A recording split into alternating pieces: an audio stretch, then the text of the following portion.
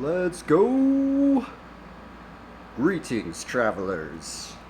Welcome.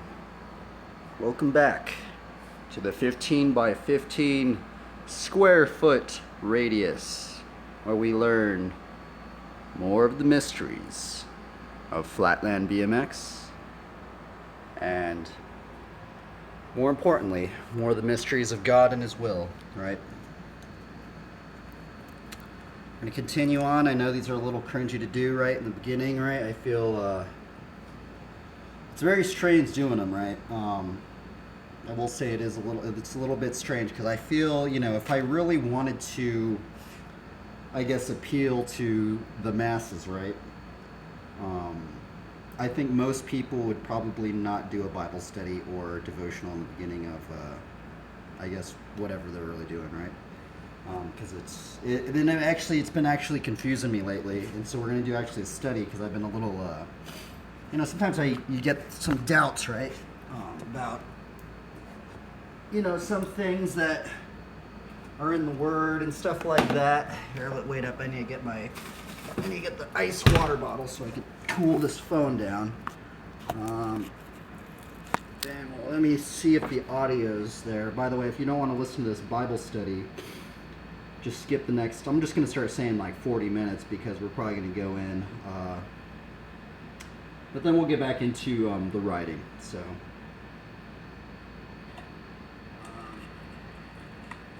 me see if the audio. Okay, there we go. Let's move that to the side. What were we talking about? Okay, yeah. So about the whole, awkwardness thing, the cringiness of, I guess, somewhat doing this Bible study in the beginning, right?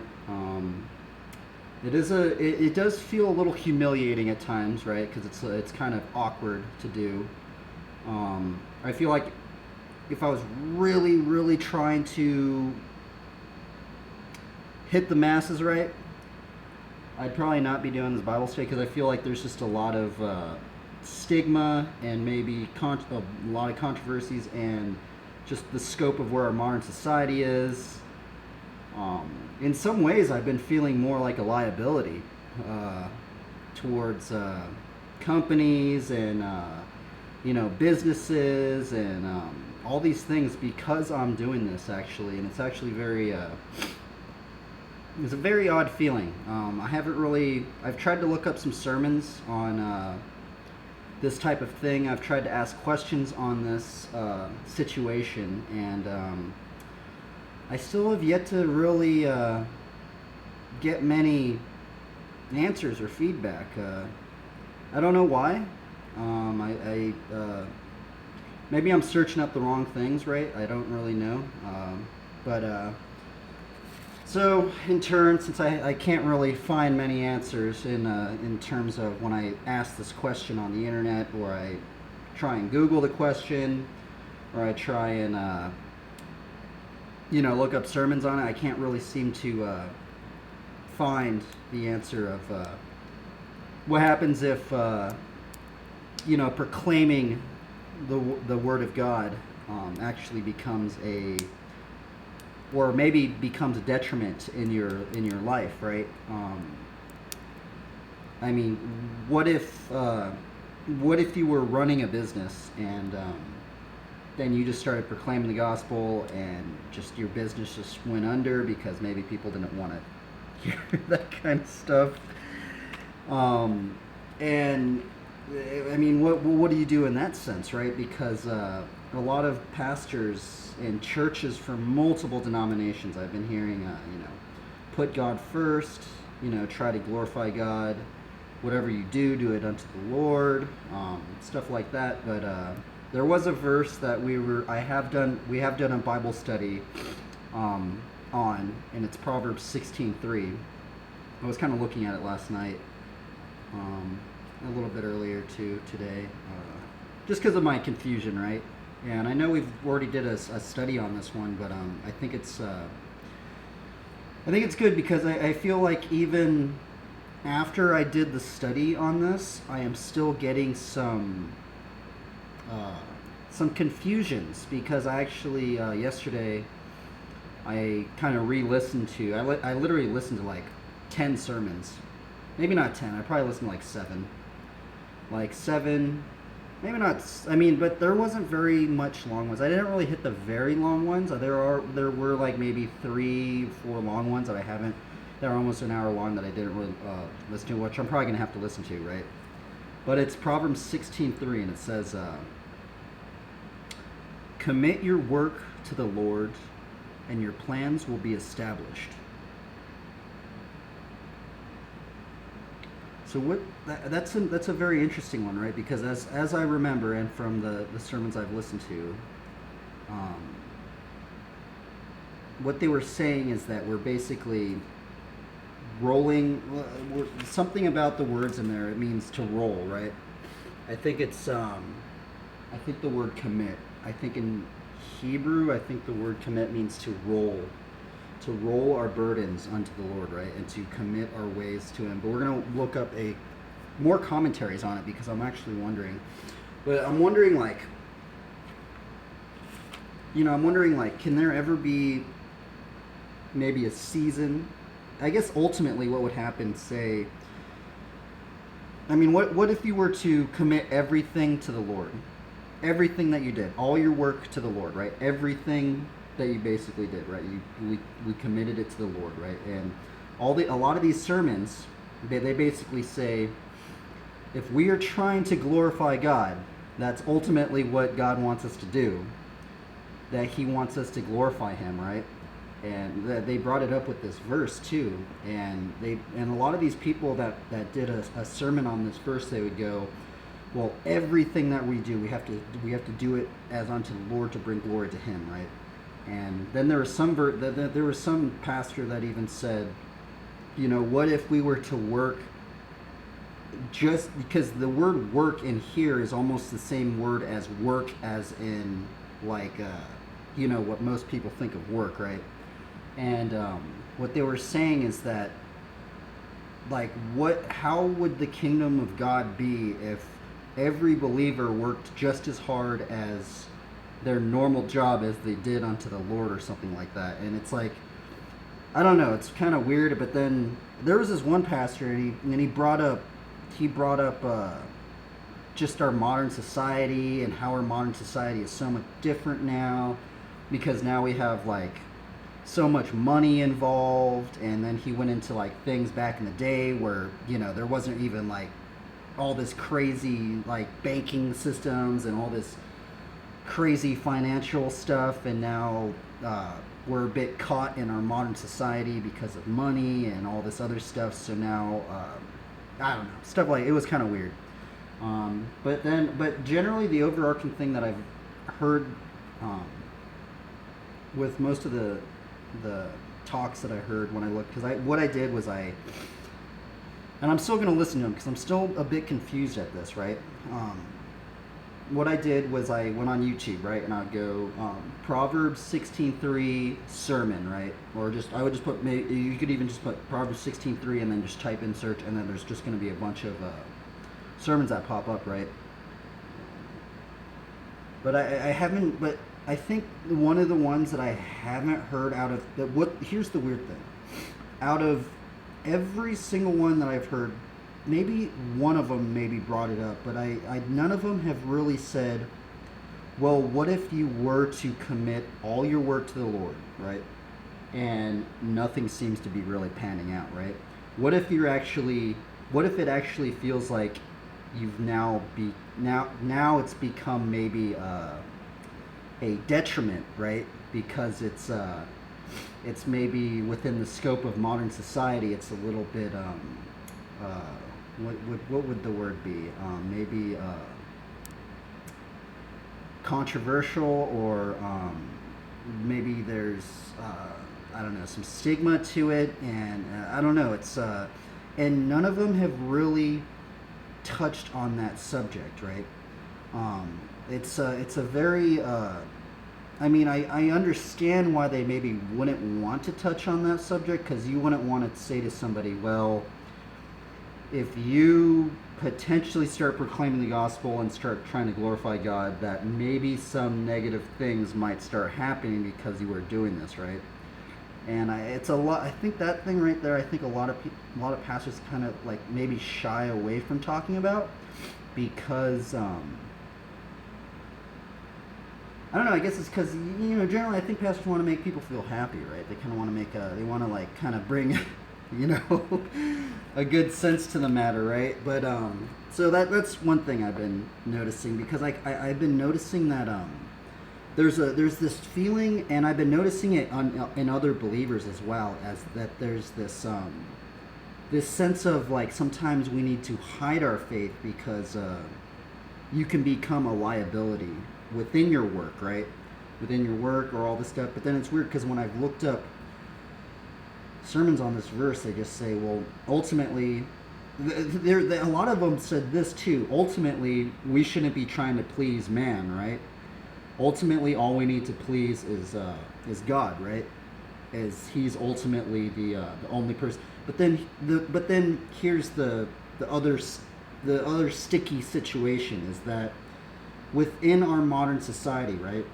Like if you're say running a business or say you're doing anything like that, at times like you need maybe a market or a consumer base to kind of like bring in because if you only had but that's like what would you say to somebody like that, right? What would you say? Would you say that very same thing to somebody that was maybe in a business or something like that, or like some sort of any sort of job? Honestly, because any work needs a base of people to hit, right? Would you? It would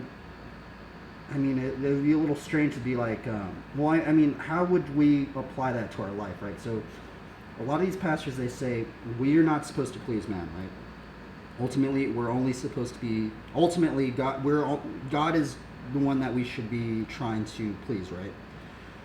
But I don't know. It's weird that I guess where I'm getting kind of confused at is just how our modern society operates, and then what some of these pastors have been saying, and I'm kind of going, well, okay, what if I try and do this thing, but it's not really working in modern society in some degree, right? It's like it brings upon a confusion to me, but I'm really trying to think of this, right? It's kind of a very interesting, perplexing topic, right? But ultimately, I think, say you did commit all your work to the Lord, right? Everything that you did, and nothing seemed to be working out, right? I guess ultimately, right, that would mean maybe it could even be a trial upon your life, right? It could maybe even be maybe God would be directing you. So maybe say you wanted to get into a certain company or business avenue or something like that, but then they go, well, we see your digital footprint. You've been kind of proclaiming the gospel and trying to glorify God. You should maybe you've kind of become a liability because now all this so I guess ultimately it sounds very harsh in some degree, but I guess ultimately if nothing was working out, ultimately I guess you're just supposed to just keep going, right? And just kind of keep like, because then these pastors say, well, we shouldn't be trying to please man, we should just be trying to please God, right? So that is ultimately, I guess, what we should be trying to do. But it's just a little strange how modern society is working, especially just in the scope of how money is operated in our modern culture, right? And stuff like that. So it's a very I don't know. It's weird. I'm trying to like look up sermons on this type of stuff, but I can't seem to find. I don't. Maybe I'm wording it wrongly or something, right? I don't really know, honestly. But let's look up a comment. Let's look up more commentaries on this, right? Proverbs 16:3. Proverbs 16:3 commentaries.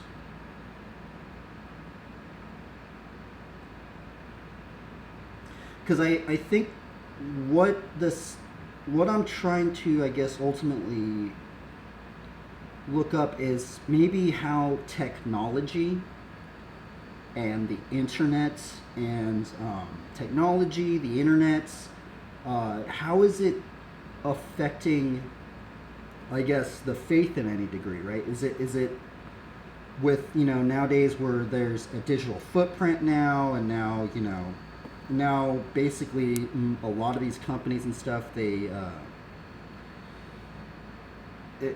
use the internet now, right? And there's just so many things that are being used upon the internet, right? That, I don't know. I guess ultimately, right, it kind of goes into those one verses of Matthew, right? Now, every time I use the word internet, I kind of think of the thing of like becoming a fisher for men, right? And he said to them, "Follow me, and I will make you fishers of men," right? So ultimately, we're supposed to learn to fish for souls, right? I think there's another interesting one right here. Where's that one that says you can't serve two masters, right? Maybe that's where I'm maybe getting caught up too. And actually this is another verse right here that I've looked up sermons, and it seems like the variety of answers is very vast. And I'm a little confused as well on this one too, right? It says, "No one can serve two masters, for either he will hate the one and love the other, or he will be devoted to the one and despise the other. You cannot serve God and money." See, some sermons that I've listened to on this verse, they say, well, this verse means that you're not supposed to try and get rich, right? That we're not supposed to go after wealth, right? But then the other strange thing is then there's some people have brought in the fact of, well, say you take a millionaire, right? Are they poor compared to a billionaire? Or say you meet people that don't seem to need God, but yet they're working a minimum wage job. Are they serving money, right?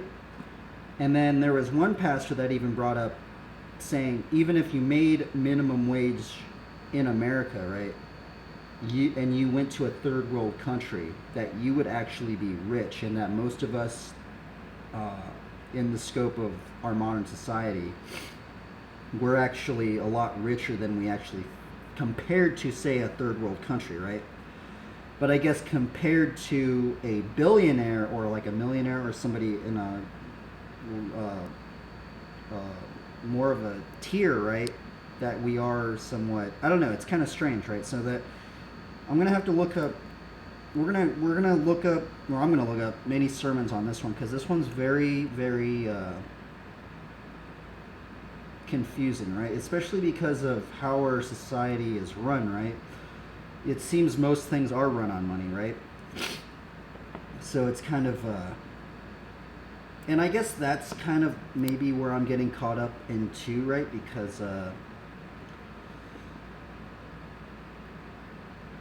yeah, I don't know. It's kind of strange. I mean, what would you think if, like, you just fully went in and tried to serve God, and you couldn't make any money at all in any degree? That would be a little perplexing, right? No one can serve two masters, for either he will hate the one and love the other, or he will be devoted to the one and despise the other. You cannot serve God and money. But see, here's the other thing, is that in this verse, in chapter 6, the Lord Jesus Christ does tell us that we are not to be anxious about our life, right? And he tells us that, but seek first the kingdom of God and his righteousness, and all these things will be added to you. Therefore, do not be anxious about tomorrow, for tomorrow will be anxious for itself. Sufficient for the day in its own trouble. So ultimately, I guess that's what we need to keep doing, but seek first the kingdom of God, right? And his righteousness. I think that's another thing that maybe, anxiousness can be a very, very interesting thing. Because I think sometimes in the scope of modern society, sometimes we are placed upon these burdens, right? And sometimes there's these, it almost feels like there's these certain levels you need to meet within modern society, right? And then when those things aren't met, you kind of start getting confused, right? And it brings upon you anxiety, especially say, I mean, how confusing would it be, say, if you were trying to serve God, you tried to commit your work to the Lord, and then you started noticing that there's just so many people that maybe didn't need to do that, and they're, kind of they're prospering, and they're they're going about their everyday lives just normally, right? And they're continuing to be continuing to produce and make money and whatever, right? That, and then it would be a little confusing to go, well, I mean, sometimes here's the thing, is sometimes I go, well, if they don't need God and everything's working out for them, like what does that speak of my own? And it's like kind of it's like a like it's a very confusing situation, right? And I know there also is a psalm. There is a psalm, like it's 100. I know because what psalm is it? It's like something about David, and he was like envious or something. I mean, ultimately, I guess it could even be coveting, right? Because ultimately, you really don't know the problems that they're going through in their lives.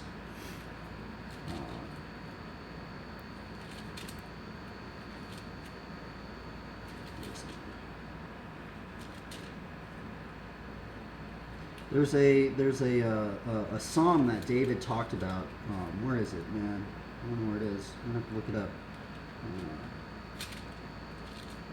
Something about like being envious or something like that. I do not know where it is. But anyway, let's do a comment. Let's read some more commentaries on Proverbs 16:3. Right. I think I need to re-up on this one because I've gotten a little confused, especially after somewhat. Isn't it a little strange, like when I listen to a lot of sermons and then I'm still a little confused, right?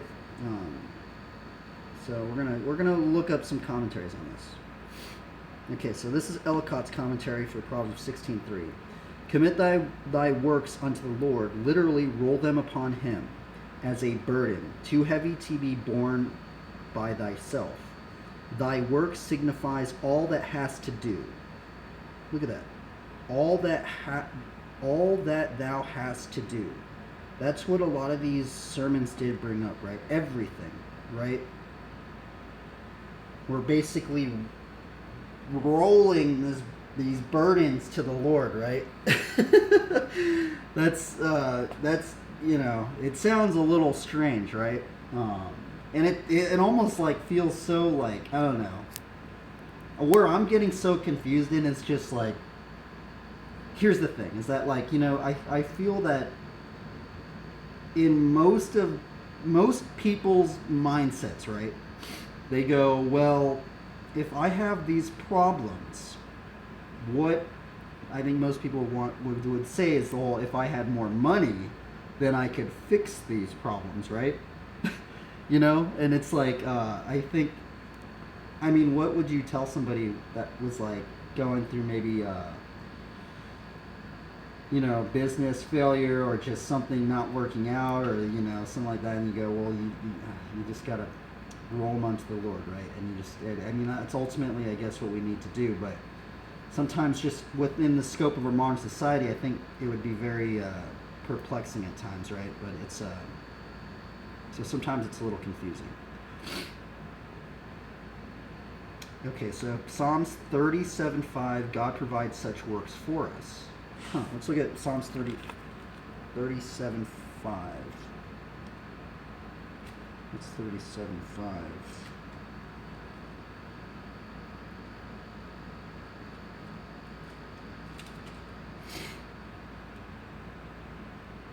Okay, commit your way to the Lord, trust in him, and he will act. See, that's another thing. Sometimes I wonder, At times maybe it would be even maybe God testing your faith, maybe, right? Because I know maybe that could also be a thing, right? Like, say, I mean, here's the other weird scenario of all this, right? Is ultimately what you think you want, what society in modern society thinks you need, and then here's God, and He is kind of overseeing it all, and even, maybe you think you need this kind of stuff because maybe modern society is telling you need it, but maybe God knows that you don't need that at the moment, right? Because ultimately, there is that verse, right? There is the verse saying that, the Father knows what you need even before you ask. Is that what? Let's look that one up. Okay, what's that one? God knows what you need. Father knows what you need. Knows what you need even before you ask. What verse is that? I think it's in Matthew. Okay, yeah, it's Matthew 6, 8. Be not ye therefore like unto them, for your Father knoweth what things ye need before ye ask Him, right? The ESV says, do not be like them, for your Father knows what you need even before you ask Him, right? So ultimately, God knows what we need before we even ask, right?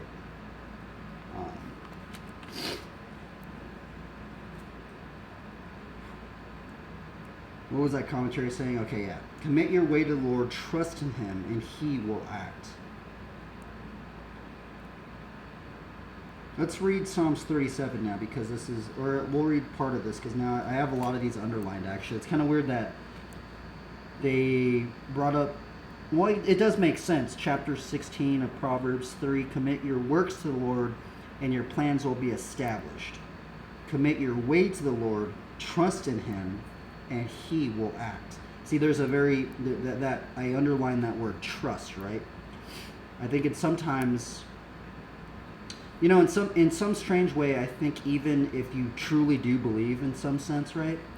Sometimes it can be hard to trust God, right? Because sometimes you're like, well, it seems confusing, or you think something's not working out, right? Or not planning out to the degree that you're thinking of, right? But I guess ultimately it's fully trusting God, right? Even in the most, crazy moments in your life, right? Just trying to trust God, and it reminds me of Philippians 4:6. What's Philippians 4:6? It's do not be anxious about anything, but in everything through prayer and petition let your requests be made known to God. No, that's close. Do not be anxious about anything, but in prayer, but in everything, by prayer and supplication with thanksgiving, let your requests be made known to God. And the peace of God, which surpasses all understanding, will guard your hearts and your minds in Christ Jesus. See, this is a good one too, I think. Maybe this is what I need to look up. I need to look up Philippians, right? Philippians 4, because Philippians 4, if we go deeper into it, right, it says, now that I am speaking of being in need, for I have learned in whatever situation I am to be content. I know how to be brought low, and I know how to abound.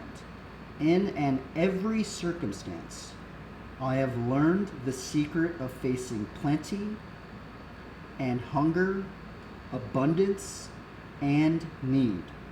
I can do all things through Him who strengthens me. See, that's a very interesting one, right? It's in every circumstance, I have learned the secret of facing plenty and hunger, abundance and need. That's a very so what Paul's talking about here is he's talking about learning the secrets of being content, right? That's also something that we are called to do, right? We are to rejoice, right? There's even something in James, right? Even when we go through trials and stuff like that, we are to rejoice when we go through those trials, right? Because ultimately it's there to strengthen us or something like that.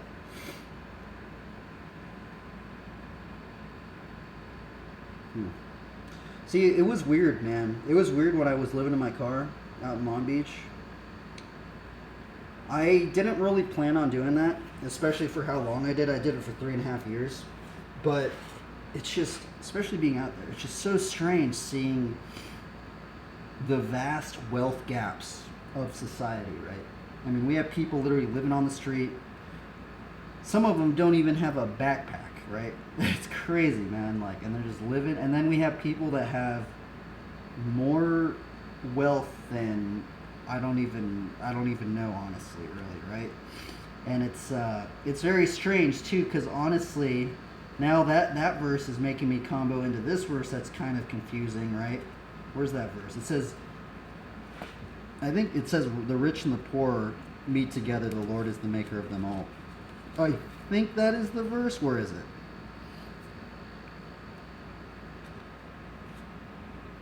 Just so I'm not making it up. I know it's in here somewhere. I have it underlined, I think.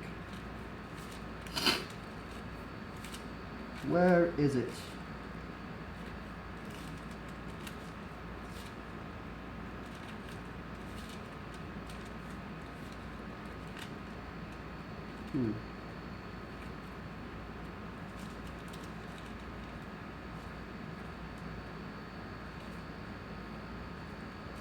Sorry, I'm trying to find it without trying to Google it, right?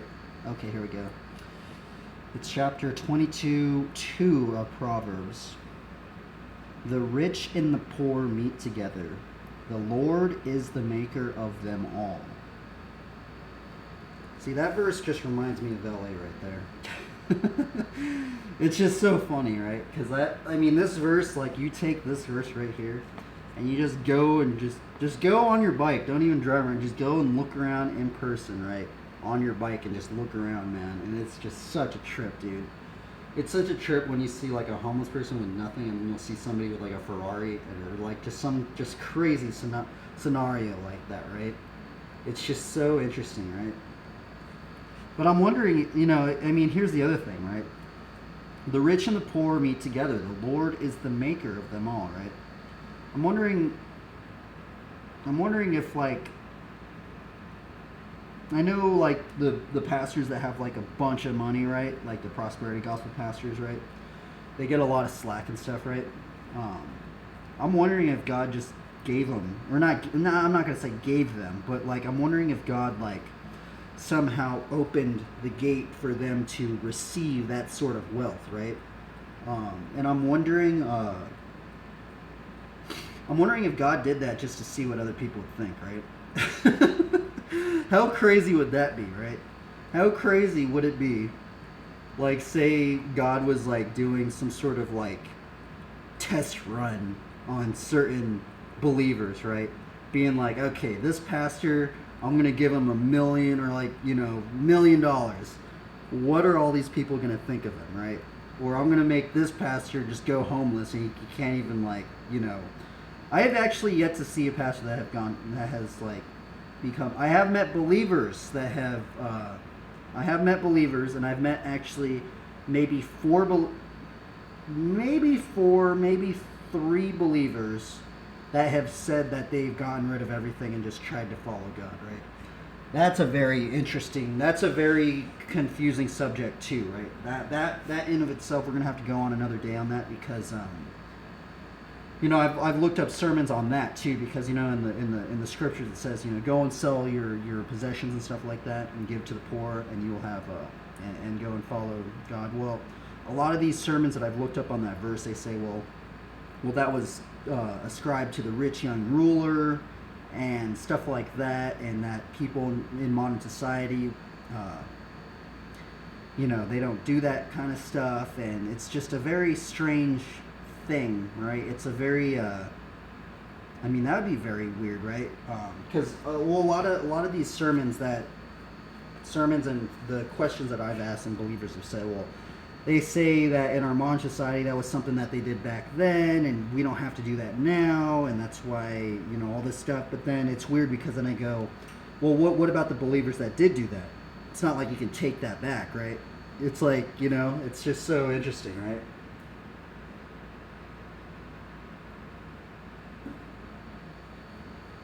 But it is kind of strange because there are a bunch of saints that have done that, actually.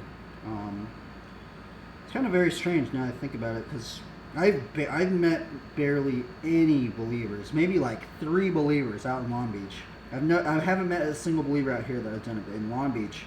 Now, I don't know if they're lying. They could have been, right? But they were pretty genuine people, so I do somewhat think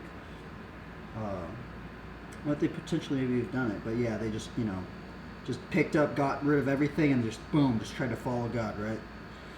Now, that is such an act of faith. Imagine just doing that. Like, that is just such a, you know, that's gnarly right there, man. Like, can you even imagine, like what would even happen? Like, I know a lot of the sermons, they say that we as believers, because of this modern society, we don't really need to do that. But just sometimes I like to think this scenario. What if every single believer just started doing that? Every single believer in the face of the world. What would happen if everybody just picked up and just boom, just like, you know, just, that would just be such a trip, right? Yeah, I don't know. Okay, we're getting back into committing our work to the Lord, right? Okay, let's see here. Because this one is very confusing to me still. Okay, let's read the Benson commentary of Proverbs 16:3. Commit thy works unto the Lord. Hebrew, literally roll unto the Lord. And namely, as a man rolls to another a burden, which is too heavy for himself. Imploring his help, refer all thy actions and concerns to God, and to his glory, as the end of them. And in the discharge of thy duty, depend upon God's providence and grace for assistance and success. See, this is what I think a lot of these people that have maybe kind of did these sermons that I heard on YouTube, a lot of them kind of sound like this one, right? You know, like to his glory, you know, we need to discharge our duty, depend on, but what does it mean to depend on God's providence? What does providence mean? What's the definition of providence? Providence definition. The protective care of God or a nature as a spiritual power. Timely preparation for future eventualities. What does providence mean in the Bible? God's providence is God's caring provision for his people as he guides them in their journey of faith through life, accomplishing his purpose in them. God's mission is to save people and shape them to be more like Jesus. See, that's actually another thing, right? I think that's actually a very interesting thing right there, right? Because I feel in some sense, I'm wondering how much can money steer people away from God, right? Because, like, when I read the word providence, right, and like trying to rely on God and, you know, stuff like this, like his provision, right? It makes me wonder if, like, because I've observed many people, right? Once they start making a little bit of money, it seems like money has become their main provision, right? Like, why, you know, in some degree, it's like, why, in some degree, I think maybe that's a very slippery slope, right? Like, once you start making some money, right? Because then, like, you know, you can buy, imagine everything you can buy with money. Imagine all the things, right now, imagine all the things you can buy with money. Food, entertainment, like, cars, all this stuff. You could all buy it with money, right? That in some degree, in my own observations of life at the moment, I've met so many, I've observed so many people. I feel like that in turn, like, gets people to think, well, money is providing me more than God is, right? So that is a very, very, there needs to be more sermons on that right there, man, because, like, I feel like that is something very, very, very, very major that happens to a lot of people, right? Yeah, it's a very interesting thing right there. Okay, let's see here. Oh, but it kind of reminds me of the parable of the sower, too. Isn't it the thorns? They go up in the thorns, but the deceitfulness of riches and worldly aspects or something like that drives them away from the word, right? Okay, let's see here. Where are we at?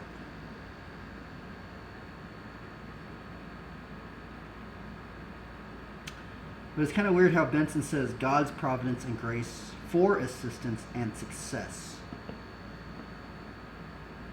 And thy thoughts shall be established. Okay. Thy honest desires and designs shall be brought to a happy issue one way or other. Okay, this is Matthew Henry's concise commentary of Proverbs 16, 1 through 3.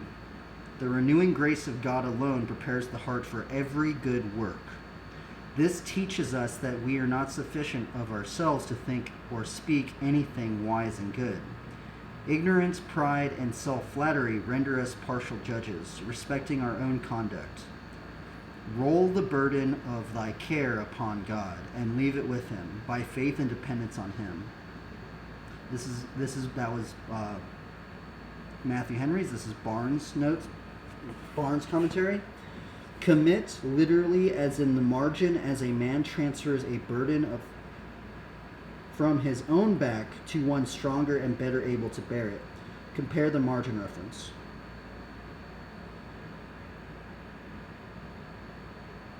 This is Jameson's Fawcett Brown's Bible commentary. He only wrote one sentence. Rely on God for success to your lawful purposes. This is Matthew Pohl's commentary. Commit thy works unto the Lord. In Hebrew, it means roll. As a man rolls a burden to another, which is too heavy for himself, imploring his help. Refer all thy actions and concerns to God, and to his glory, as the end of them. And in the discharge of thy own duty depend upon God's providence and assistance and success. Thy thoughts shall be established. Thy honest desires and designs shall be brought to a happy issue one way or another. Yeah. Huh. Okay, this is Gill's exposition commentary. Commit thy works unto the Lord, natural, civil, or religious.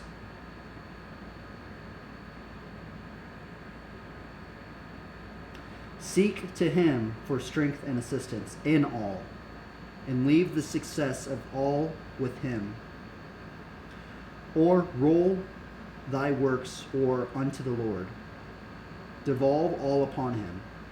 Cast all care upon him and his providence for supply, support, and sustenance in life. And commit the business of the salvation of thy soul and the important affairs of it wholly to him, who is able, willing, and faithful, to keep what is committed to him, and having so done, may sit down easy and satisfied, as one that is rid of a burden by casting it on another, better able to bear it, or more equal to the work committed to him. The Targum is reveal thy works to God, and the Syriac and Vulgate Latin versions reveal thy works to the Lord. Thy case, condition, and circumstances, thy wants and necessities. Seek and ask for a supply of him. Make known thy request to him. For though he is not ignorant of the affairs of his people, yet he will be sought unto do the things for them he intends to do, and may stand in need of. So I guess that's another thing. That last sentence right there, it kind of reminds me of like, say like we do commit everything to the Lord, right? All that we're doing, and say, we'll say your business did fall down, right? Or did like did not work out, or say all these companies and businesses, they see you trying to glorify God or proclaim the gospel, and you've now become a liability for them, or you're doing like, say like you're an illustrator, right? Say like you do that and you start putting like crosses and all this stuff in your work, and you start drawing like more things of like inspired by the Bible, and then you just get some backlash for it, and now these companies go, well, we don't want that. Yeah, I don't know, man. Like, so that's another thing to think about. But ultimately, we have to think that even if all these bad things were to happen, right? Potentially bad things. In your mind, they might think of them as bad things. But what if God is actually using those situations to actually guide you into what He ultimately wants you to do, right? That is another aspect to all of this confusion, right? But I guess that also is the confusion of that, is sometimes like what we want and what God wants is way different, right? And sometimes, I guess, pruning of things, maybe we could see it as that too. Maybe it could be like God pruning things, right? Like pruning, if we're like on this vine, right? And like maybe there's some paths that He doesn't want us to go on. He's just like pruning them off so He could just like keep us on this course of where He wants us to go, right? And thy thoughts shall, and back to the commentary, and thy thoughts shall be established. When a man has, by faith in prayer, committed himself in case his ways and works to the Lord, his mind is made easy, his thoughts are composed and settled, and he quietly waits the issues of things. He says, the will of the Lord be done. He knows that He causes all things to work together for good, and whatever is for His good and God's glory shall be brought to pass. And this makes him calm, sedate, and easy, and he is in a fair way of having his designs, desires, and endeavors accomplished. See Psalms 37:5. Okay, Psalms 37:5. I think that's the one we just went to, right? Commit your way to the Lord, trust in Him, and He will act. I think this is actually another interesting. This is one right on top of it, right? It says, delight yourself in the Lord, and He will give you the desires of your heart. Let's actually read Psalms 37 now. Because we've had two commentaries that have brought up Psalms 37. They brought up Psalms 37:5, but let's read Psalms 37. This is Psalms 37 of David. Fret not yourself because of evildoers. Be not envious of wrongdoers, for they will soon fade like the grass and wither like the green herb. Trust in the Lord and do good. Dwell in the land and befriend faithfulness. Delight yourself in the Lord, and He will give you the desires of your heart. Commit your way to the Lord, trust in Him, and He will act. He will bring forth your righteousness as the light, and your justice as the noonday. Be still before the Lord, and wait patiently for Him. Fret not yourself over the one who prospers in his way, over the man who carries out evil devices. Refrain from anger, and forsake wrath. Fret not yourself, it tends only to evil. For evildoers shall be cut off, but those who wait for the Lord shall inherit the land. In just a little while the wicked will be no more. Though you look carefully at his place, he will not be there. But the meek shall inherit the land, and delight themselves in abundant peace. The wicked plots against the righteous, and gnashes his teeth at him. But the Lord laughs at the wicked, for He sees what his day is coming. The wicked draw the sword and bend their bows, to bring down the poor and needy, to slay those whose way is upright. The sword shall enter their own heart, and their bows shall be broken. Better is the little that the righteous has than the abundance of many wicked. For the arms of the wicked shall be broken, but the Lord upholds the righteous. The Lord knows the days of the blameless, and their heritage will remain forever. They are not to be put to shame. in evil times. In the days of famine they have abundance, but the wicked will perish. The enemies of the Lord are like the glory of pastures. They vanish. Like smoke they vanish away. The wicked borrows but does not pay back, but the righteous is generous and gives. For those blessed by the Lord shall inherit the land, but those cursed by him shall be cut off. The steps of a man are established by the Lord when he delights in his way. Though he fall, he shall not be cast headlong, for the Lord upholds his hand. I have been young and now I am old, yet I have not seen the righteous forsaken, or his children begging for bread. He is lending generously, and his children become a blessing. Turn away from evil and do good, so you dwell forever. For the Lord loves justice. He will not forsake his saints. They are preserved forever, but the children of the wicked shall be cut off.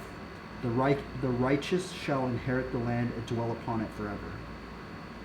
The mouth of the righteous utters wisdom, and his tongue speaks justice. The law of his God is on his heart. His steps do not slip. The wicked watches for the righteous and seeks to put him to death. The Lord will not abandon him to his power, or let him condemn when he is brought to trial. Wait for the Lord and keep his way, and he will exalt you to inherit the land. You will look on when the wicked are cut off. I have seen a wicked, ruthless man spreading himself like a green laurel tree, but he passed away, and behold, he was no more. Though I sought him, he could not be found. Mark the blameless, and behold the upright, for there is future for the man of peace. But transgressors shall altogether be destroyed. The future of the wicked shall be cut off. The salvation of the righteous is from the Lord. He is their stronghold in times of trouble. The Lord helps them and delivers them. He delivers them from the wicked and saves them because they take refuge in him.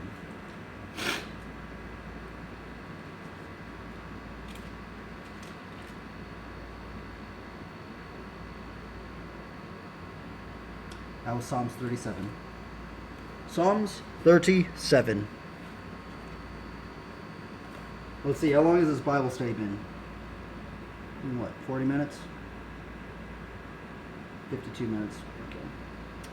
Darn. All these generally take a pretty long time, especially when I'm trying to search out for answers, right? That's the other thing. I'm wondering, like, because here's the thing, is I could have just been like, okay, we're going to do a Bible study on Proverbs 16:3, right? And I'll just read one commentary, right? But I feel like I had so many other questions, and I feel like a lot of these questions kind of did get answered, right? And it's kind of weird because, like, sometimes what I see, what ends up happening is that I end up trying to search out these questions, right? Or these answers, and I end up, like, forgetting them, right? It's very strange. It's like, even, like, it really makes me wonder, like, how much things just, like, go through my mind, my head too, like, of, like, all the things that I've read, and how much do I actually remember, right? How much do people actually recall of things that they've read, right? So I think it's not bad to reread things, and sometimes you have to relearn the lessons over and over and over and over again, right? Because ultimately, I think if we do stuff like that, it ultimately makes us remember it more, right?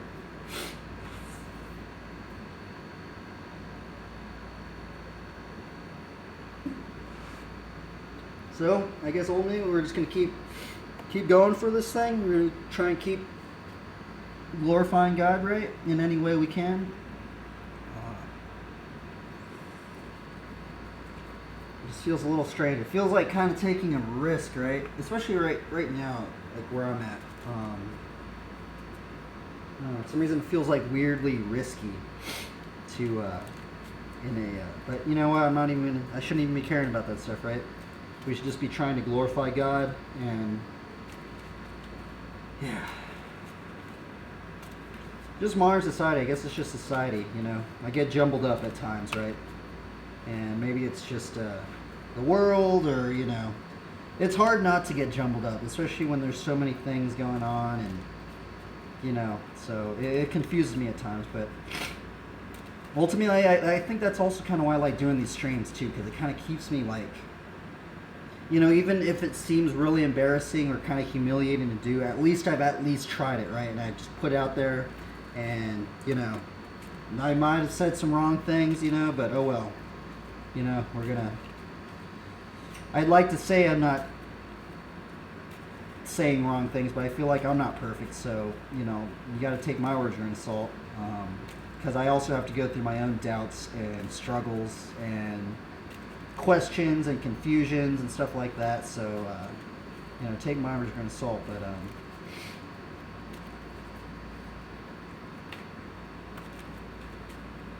that's another thing. Sometimes I wonder about other pastors, right? Do they have any doubts?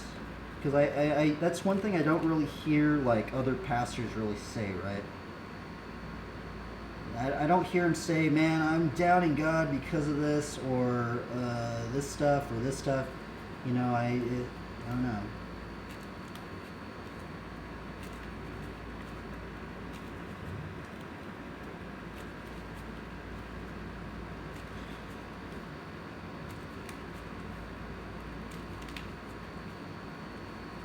Okay, let's see what cards we draw.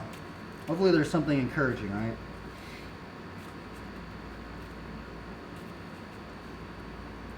Okay, so what we're going to do today, apologize if it's any cringy doing these things, but we're going to keep doing them. Let's see here. We're going to try and learn the hang 10 fakie no-hander. I want to learn that trick. I feel like, here's the other weird thing, is riding in this like little space, it's been making me do all these tricks that I normally wouldn't do outside. It's been changing the way I've been riding.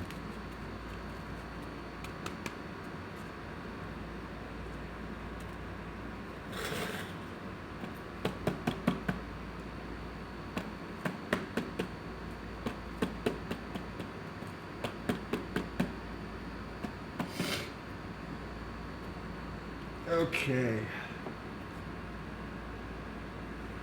What are we going to draw today?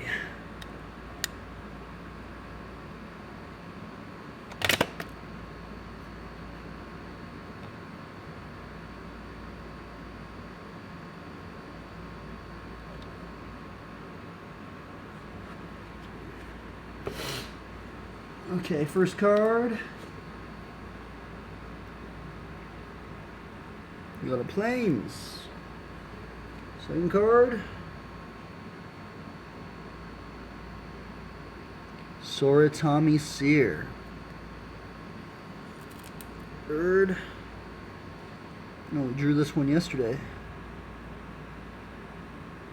Mist Raven. Huh. This reminds me of Elijah. I guess maybe that's what we need to think of too. We need to think about Elijah. Elijah, he talked about like, he was in need and stuff like that. And out of anything that supplied, it was God sending him ravens. And the ravens fed him, right? So that's what this card reminds me of. It reminds me of that I need to keep trusting, or we need to keep trusting God. Because sometimes his provisions come from the most absurd places, right? Huh. Very interesting. Maybe not absurd places, but just places that you might not think that you would get provisions. Huh.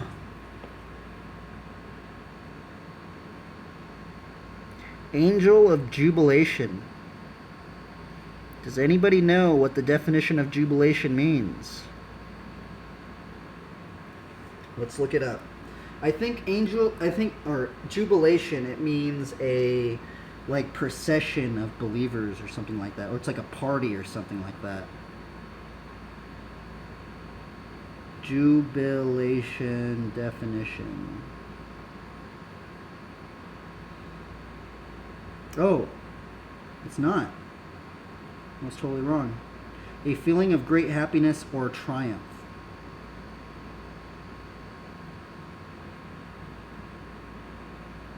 What is that in the Bible?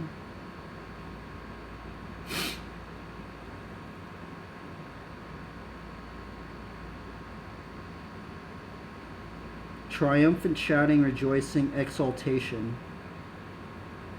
Shouting with joy.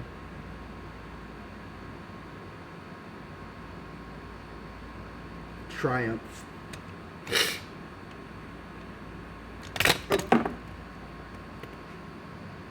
I think this actually might be the first time I've drawn the Angel of Jubilation card because I put it in there. Angel of Jubilation.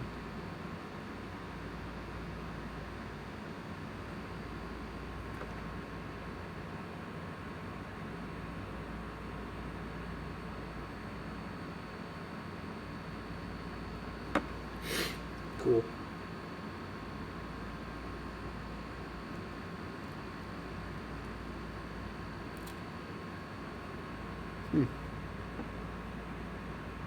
Blessing. Just such a simple card, right? Blessing. Huh, blessing. Let's look up that word. I think most people know what a blessing is, but I've never looked up the definition of blessing. Blessing definition. God's favor and protection. A special favor, mercy, or benefit. The blessings of liberty, a favor or gift bestowed by God, thereby bringing happiness. The evoking of God's favor upon a person. The Son, okay, sweet. What about definition? Blessing definition, Bible.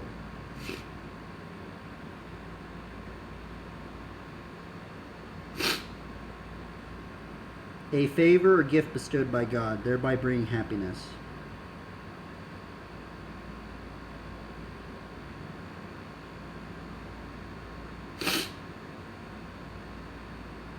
A blessing was a public declaration or a favored status of God.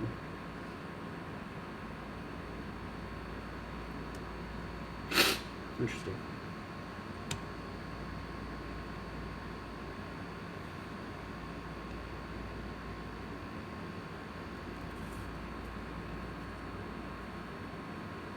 Two, three, four.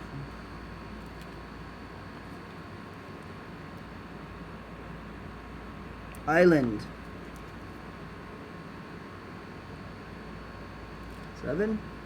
Oh wow, another angel. Aegis angel.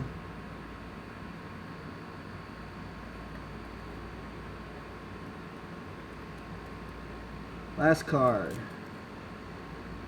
Ooh, Sky Hussar. It's cool. And that was the hand for today. Dun dun dun dun dun dun.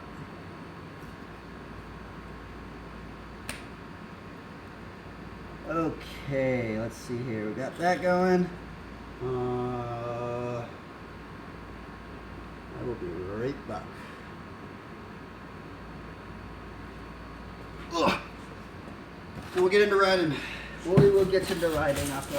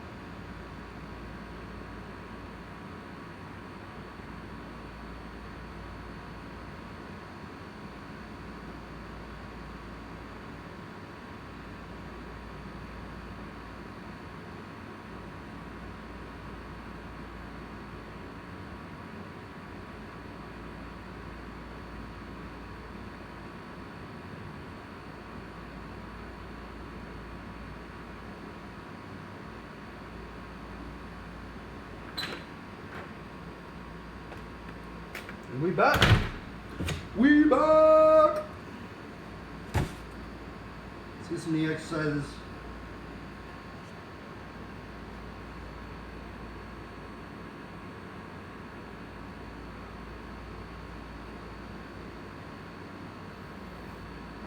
Oh, it's just been hot lately. I'm really gonna be sitting there so hot.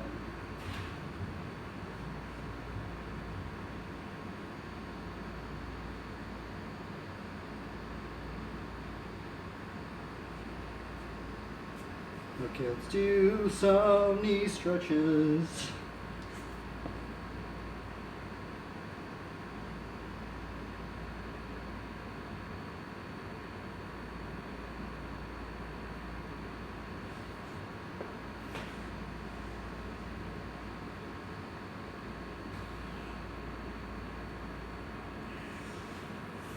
I feel like my knee's getting better.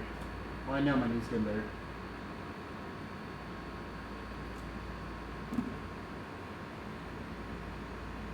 Man, that injury really tripped me out. Really, really tripped me out.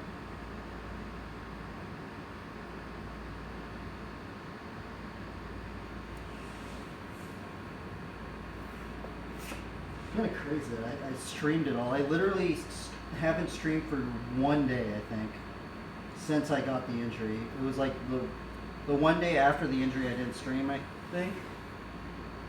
And then it was crazy because like you'd see all the range of motion that I had every day.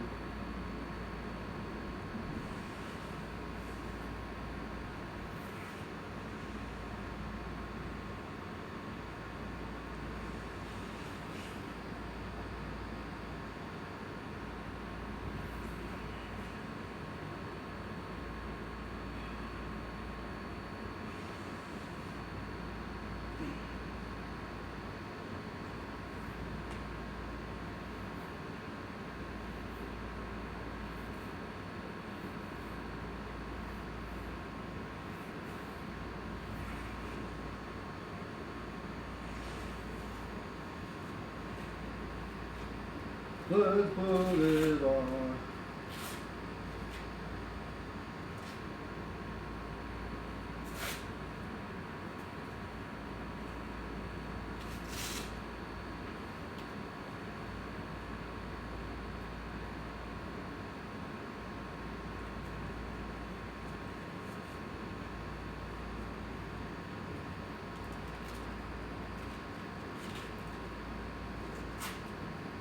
Oh wait, I was supposed to do the other knee exercise.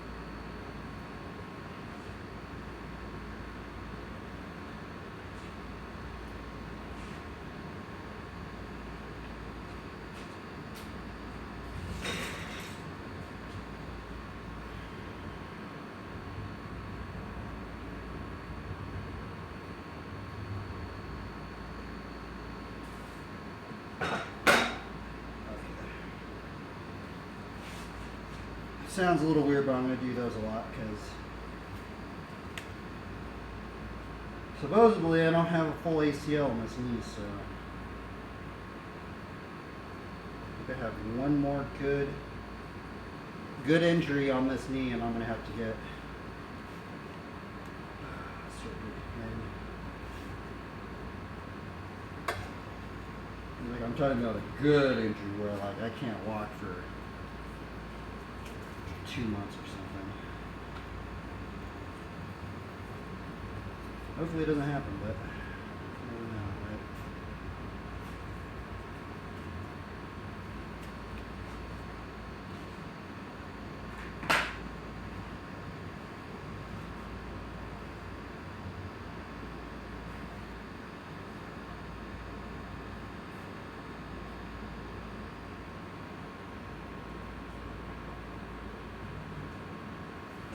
Okay. Side.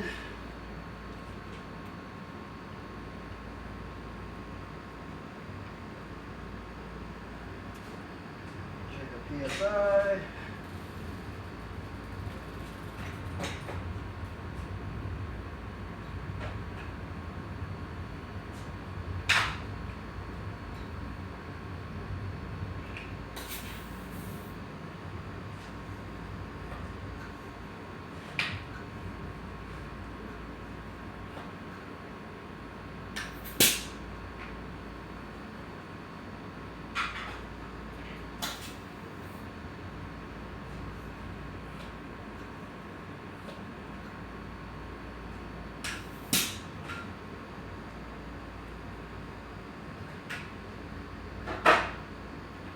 Okie dokie.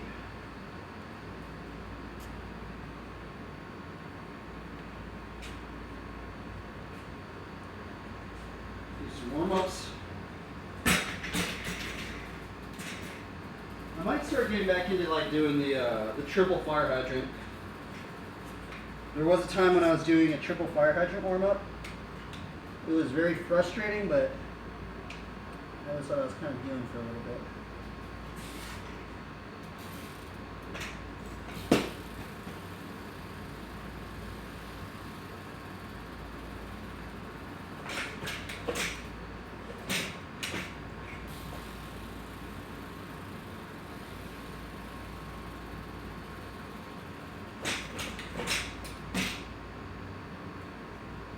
You could actually do a tail whip from a track stand.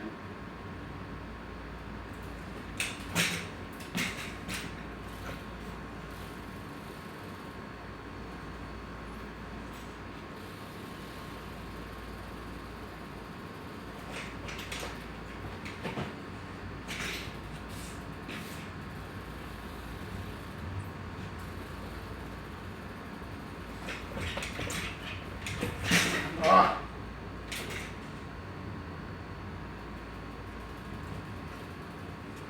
Dude, when do I get good at these tricks? This trick is so hard.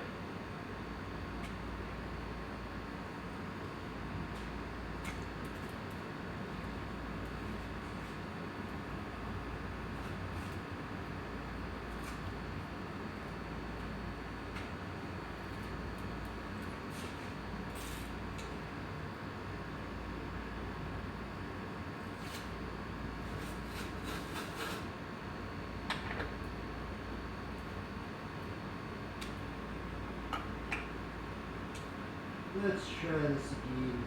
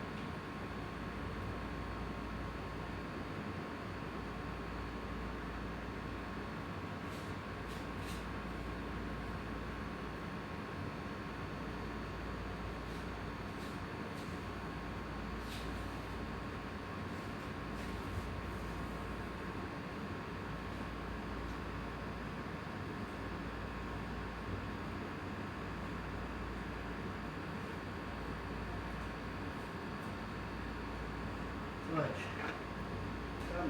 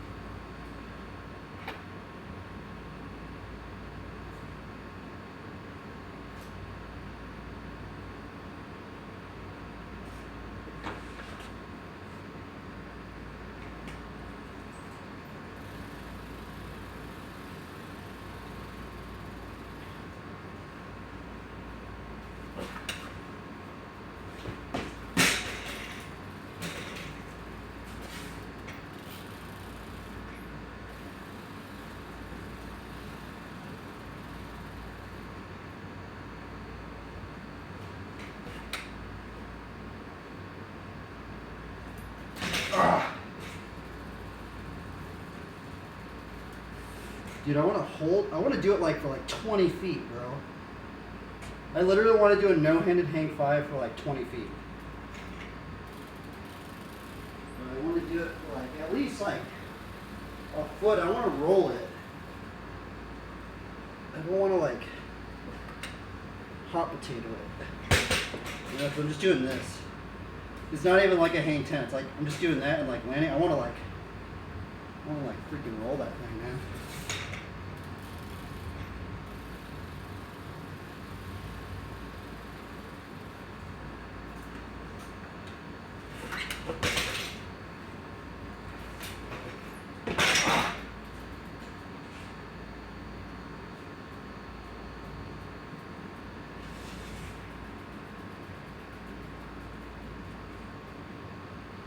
I need to change this camera angle. Sorry, it's a little bit too down, huh?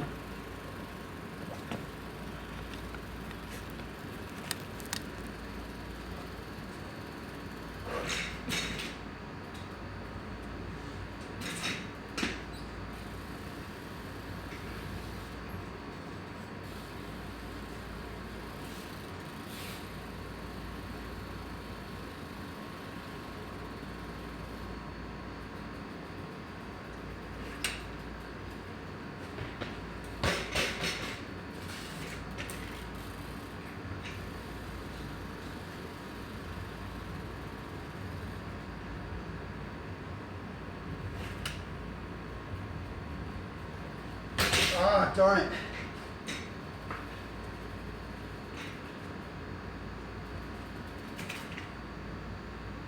Can't seem to do it.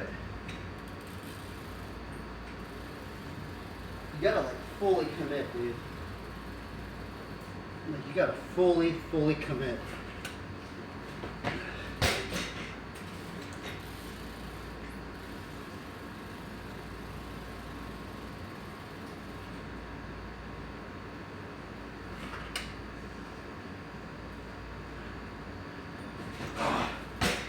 Kind of scary.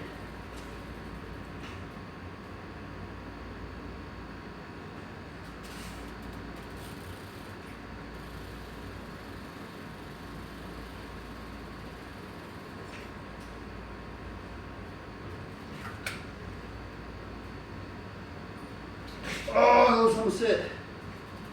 Like I gotta bring it down like that a little bit, I think.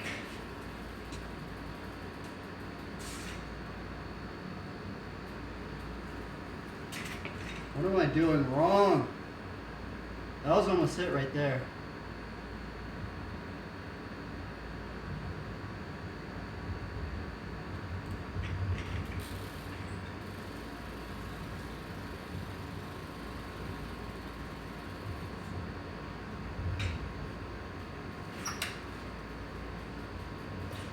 Darn it. I want to like hold it, but I can't. Come on.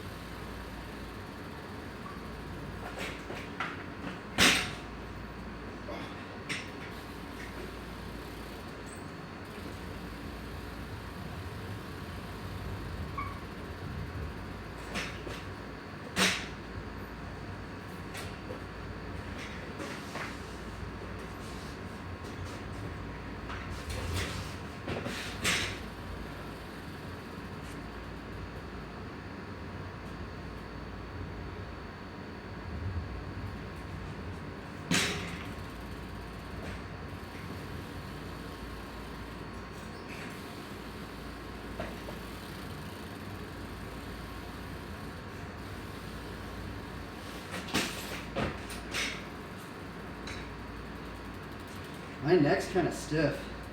It's kind of like affecting me a little bit.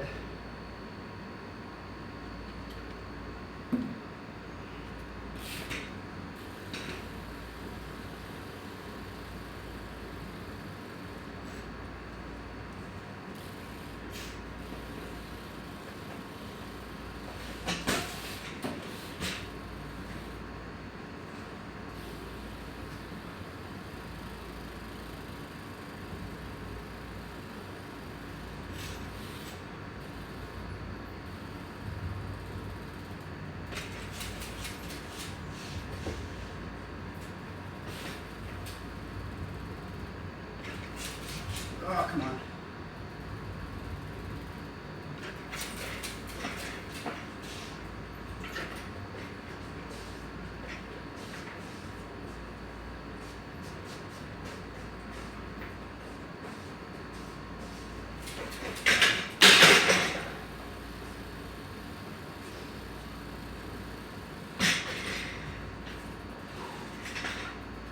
It's freaking hot in here. It's ridiculous. I have a freaking little AC in here. It's so hot in here.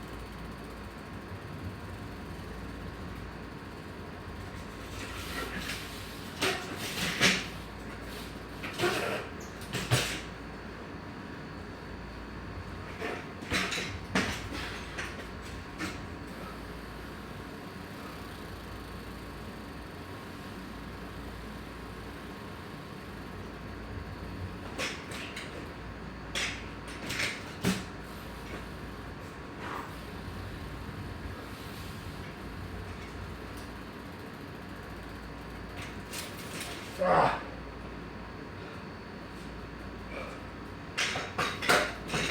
Man, it's absurdly hot today. Oh.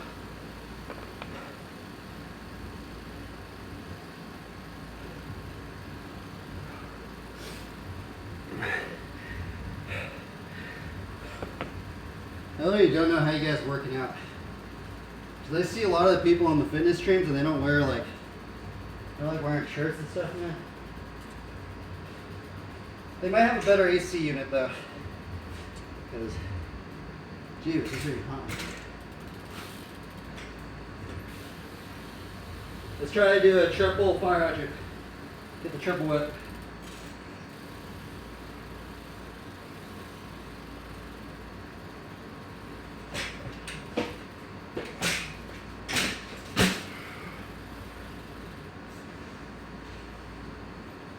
That was a double doozer.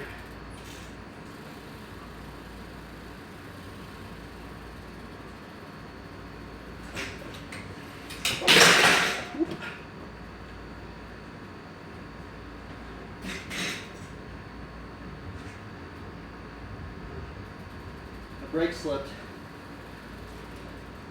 My brake slipped. Right here, triple. Triple fire whip.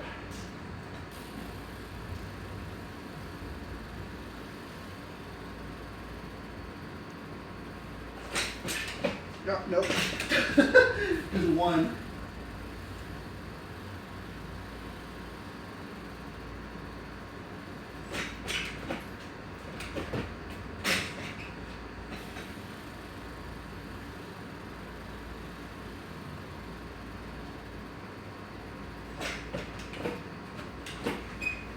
Ah, that was close. That was close. Make a few adjustments. Right here. I haven't landed one in a couple weeks. Yeah, I haven't landed. No, wait. I almost landed one yesterday. Never mind.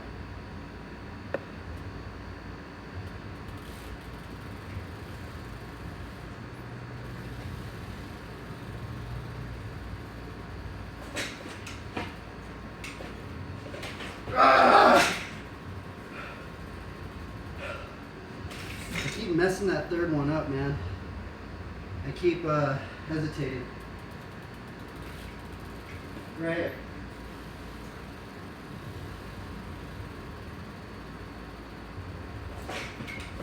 Nope, nope. Clipped it. I clipped it on the ground. Oh, shit. Yep.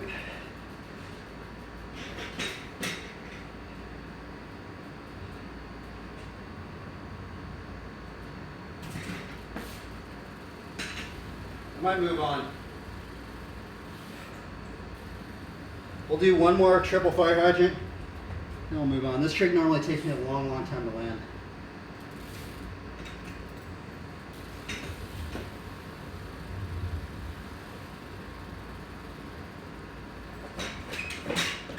Nope, darn. Alright, let's move on. Do a search and stick beef.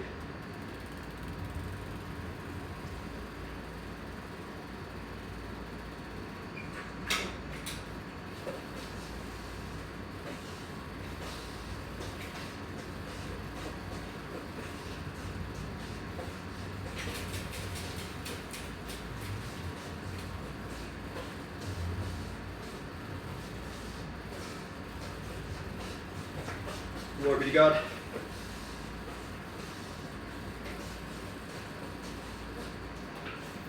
Ah, fudge!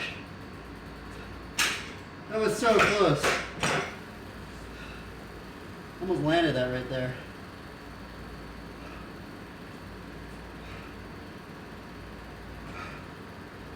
Oh my goodness. That was so close, dude.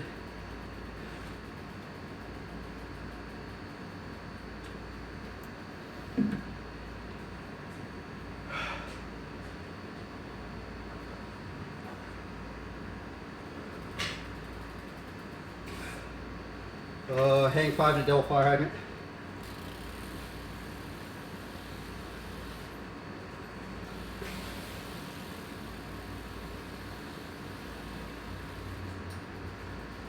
Nope.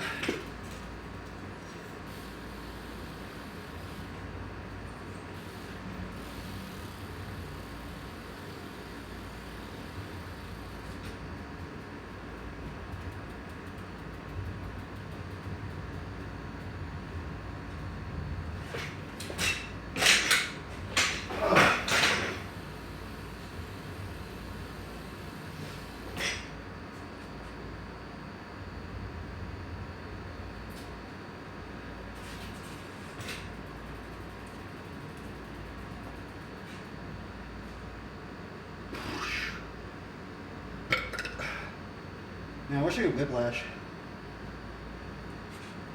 I can whiplash, but they're really bad. Like multiple whiplash. Multi-whiplash, multi-whiplash. Oh, it's hot in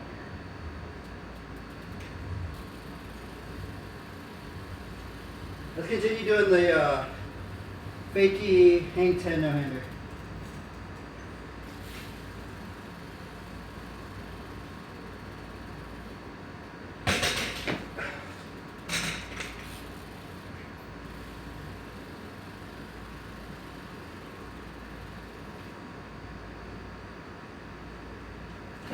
Oh, darn.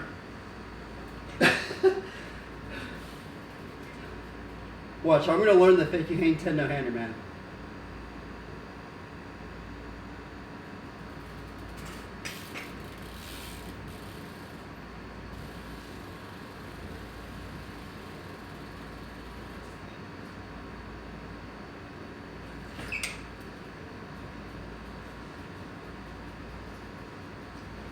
Oh, darn it. I ran out of speed.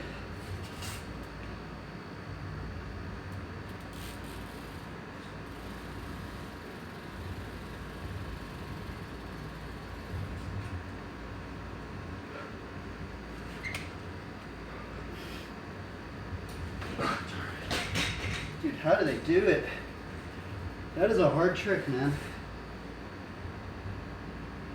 Like, you have to do everything, like, you have to time everything. You have to be at the right angle.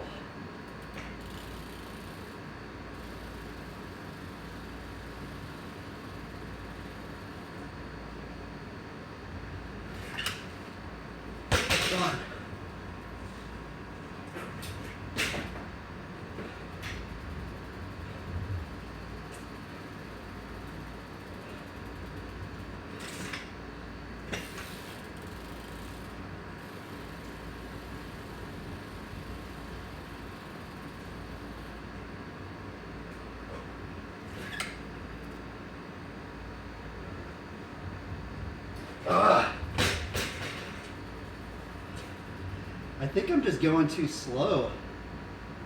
But I saw somebody do it and they did it really, really slow. So I know it's doable.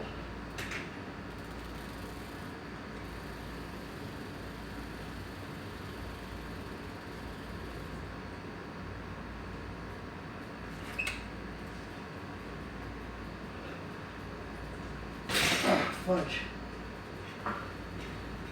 My back end keeps going down. I don't know how they keep it up. I think I need to like lean forward or something. How do they keep it up?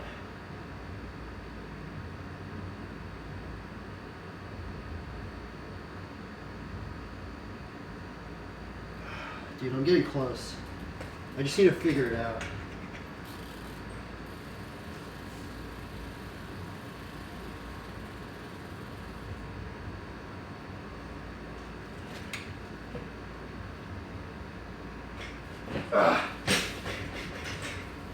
It's a finicky trick, I'll give you that.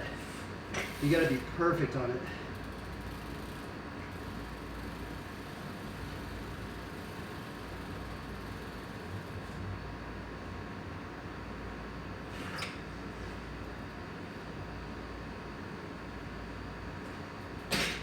That's kind of it. That was a little bit it. No cigar though. I did roll it for a little bit though.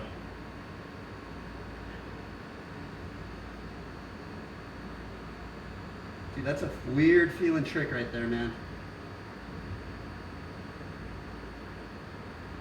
Dude, that was almost it right there.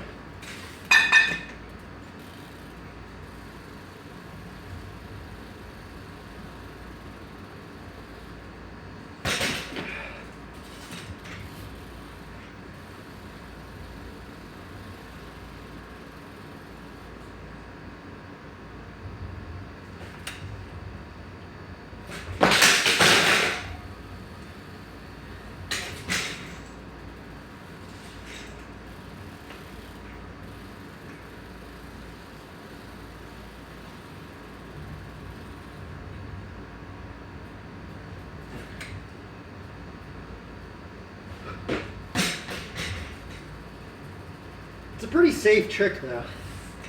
It's just hard. I think it's safe anyway, I don't know.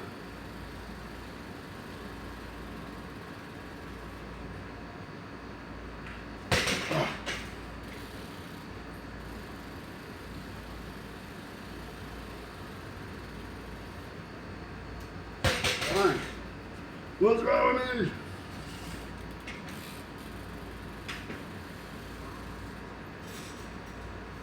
I'm tired.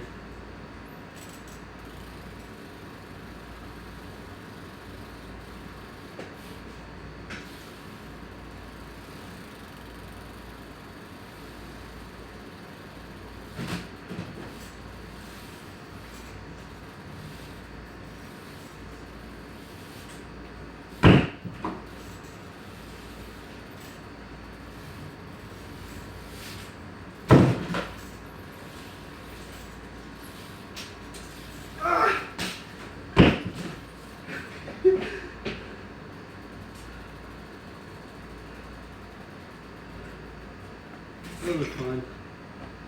Those are fun. Fun, fun, fun.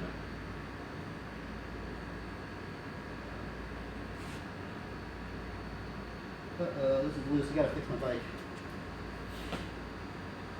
Ah! I gotta fix my bike.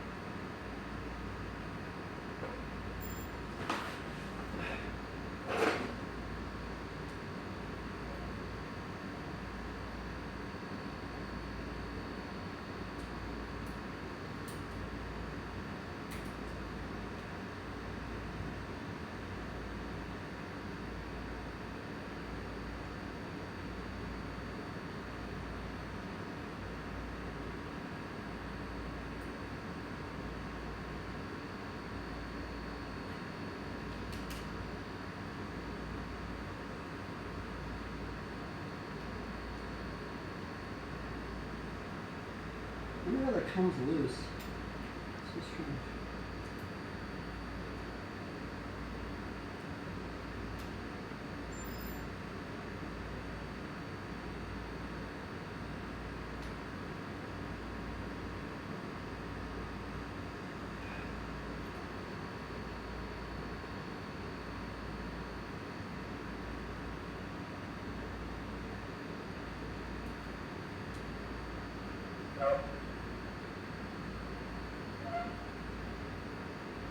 I need to make a new straddle cable.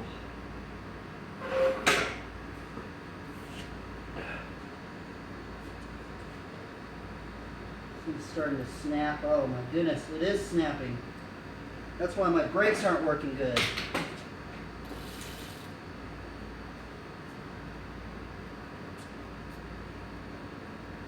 I freaking snapped my cable.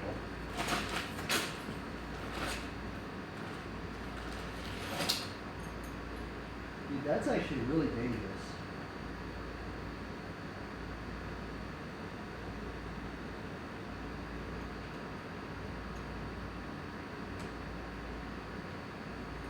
I need to get enough cable.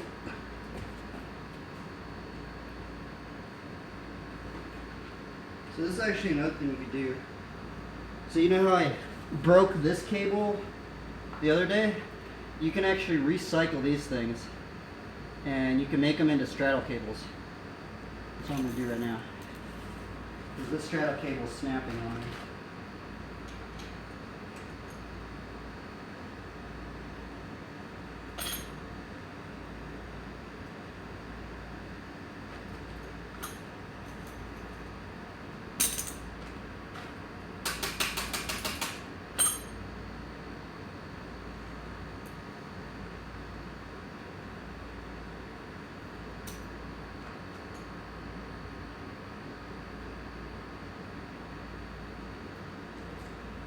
See how long this one is.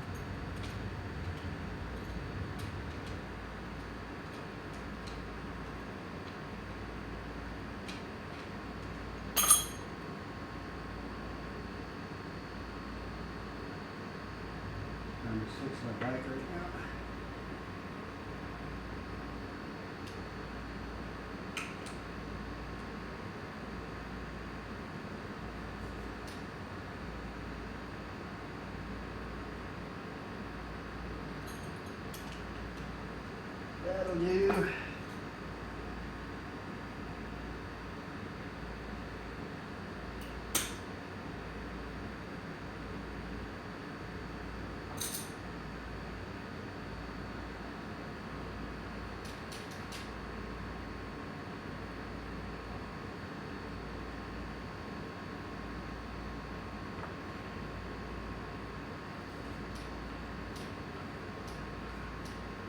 Fixed it.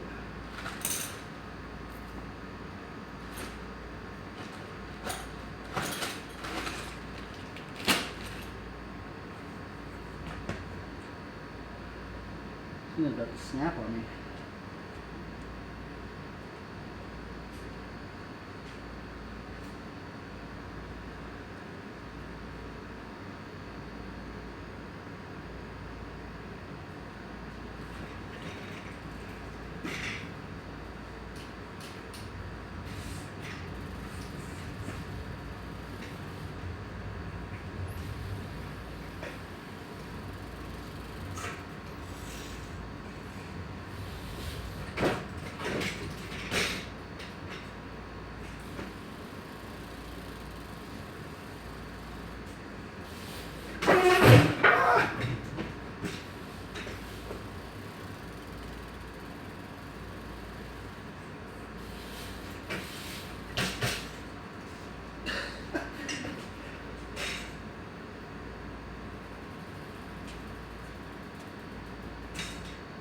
Yo! What up, Orlando? Orlando Calrissian.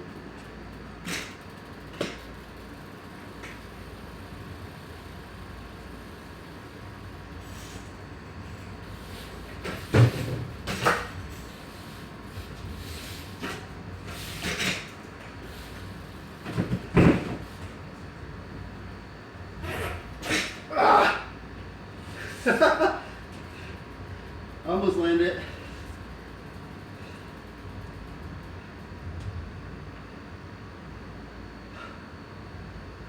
Let's see, I'm observing what I did. Oh, I did a correction hop.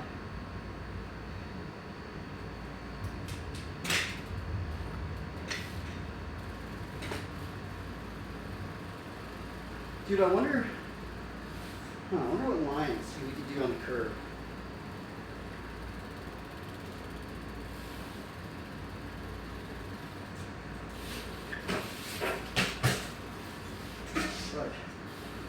Fudge!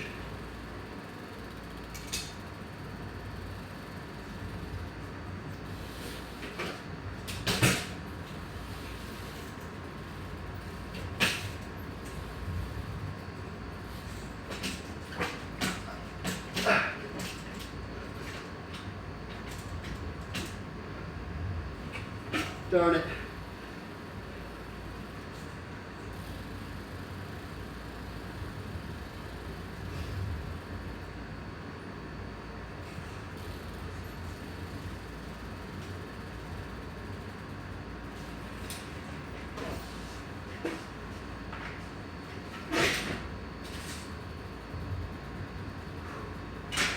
Why is it so hot in here, man? When's the heat wave going to be over?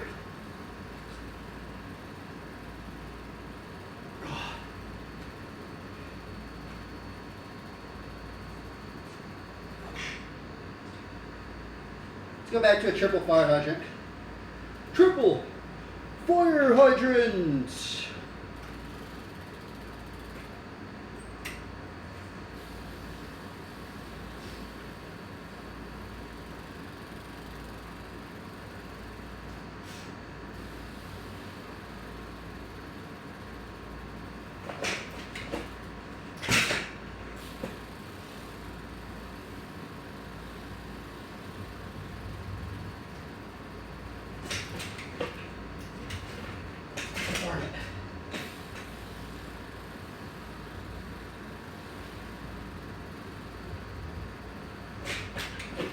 Oh, come on.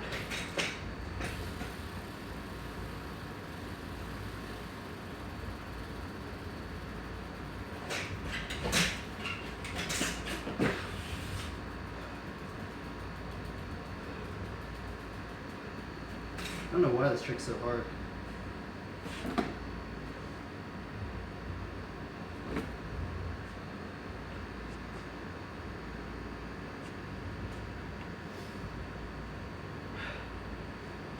I feel like there were some other tricks I was trying.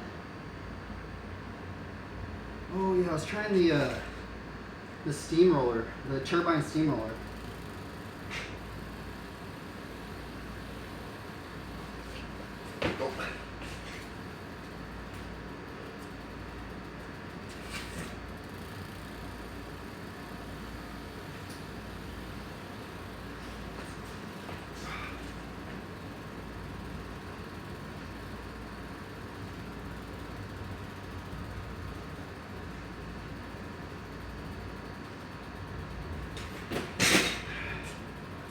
That one's gonna take forever.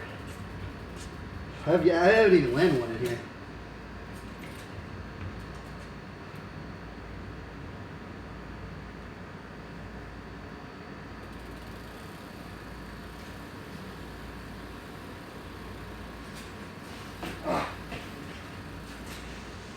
That one's really hard. People make it look so easy. It's really hard for me. I've only landed like one.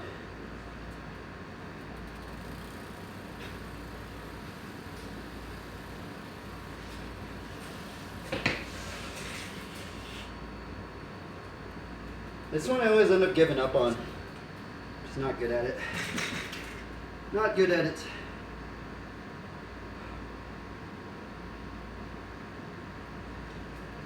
Ooh, I know a line. I'm gonna do the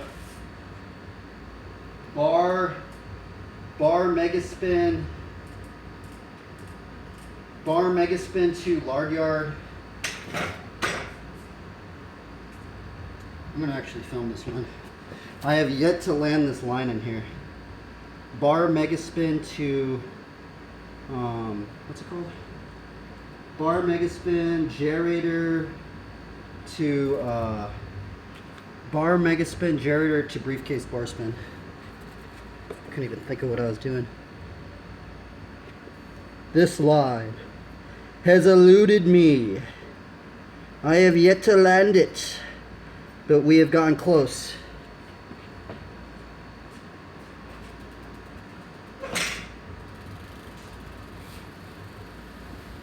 I haven't really been practicing it either, so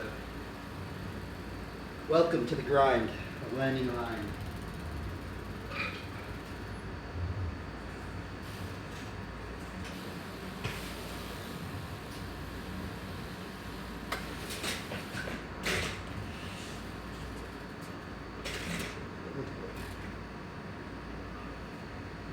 Okay, what do I gotta do? I gotta just get that angle right. There's two angles that are really important. If you can get those two angles, it makes it, that's just what's important, those two angles.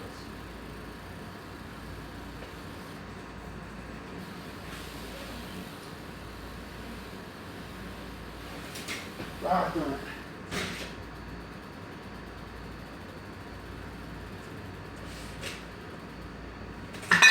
For some reason I'm really not good at the bar to mega spin.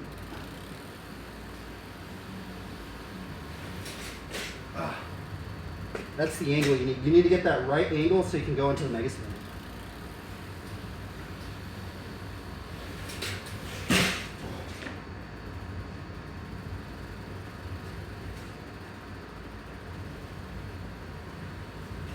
I might not even be able to do it. My hands are really sweaty.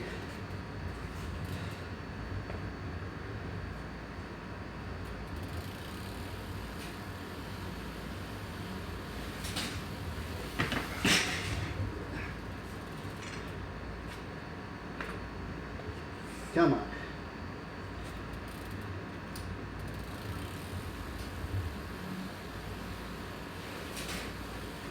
Oh, that sounds good.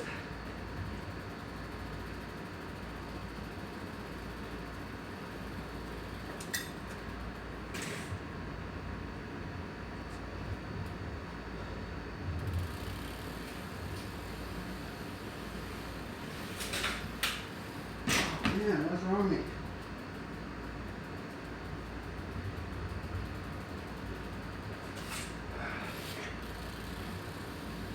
I haven't landed this line. I'm not good at it. I'm not good at that first part.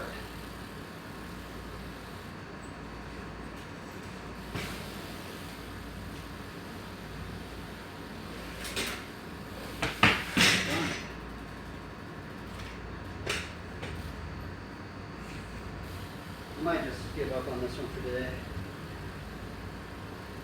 Thought today was going to be good for around that. Doesn't look like I'm getting anywhere close.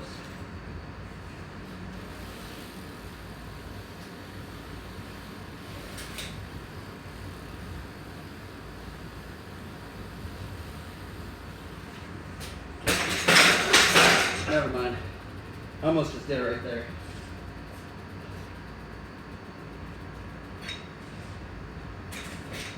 So there's an angle you got to go into the gyrator. There's two angles. There's the angle where you start the mega spin, and then there's the angle and speed where you start the gyrator. You can't just do it right off the bat. You kind of have to like get that right car.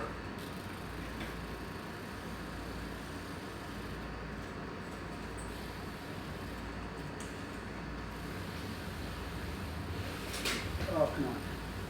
We'll just practice it.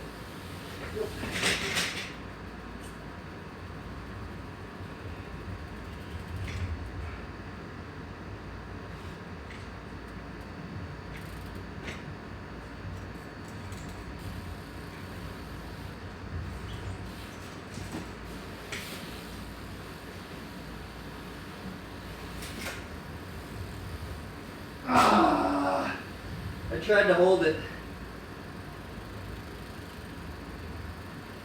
I'll just do the mega spin to gyrator.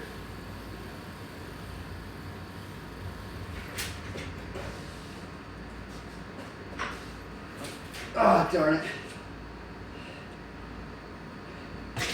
See, I'm trying to do the bar spins. That's ultimately what I'm trying. I want to get 2 bar spins in this line. For some reason, the first bar spin is harder than actually the gyrator bar spin for me.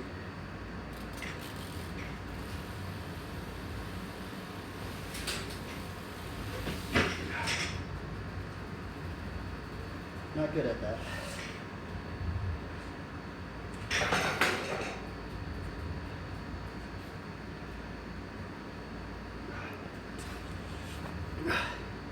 Another attempt. That was 5 minutes of failure. There was one close one, I almost got into it. 1 out of 20 attempts.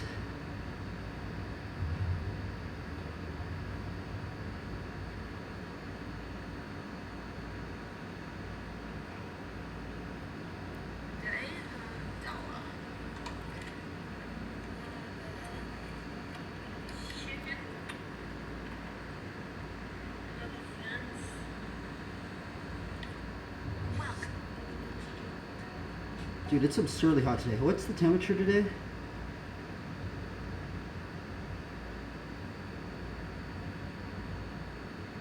I don't know why, but it just feels way hotter.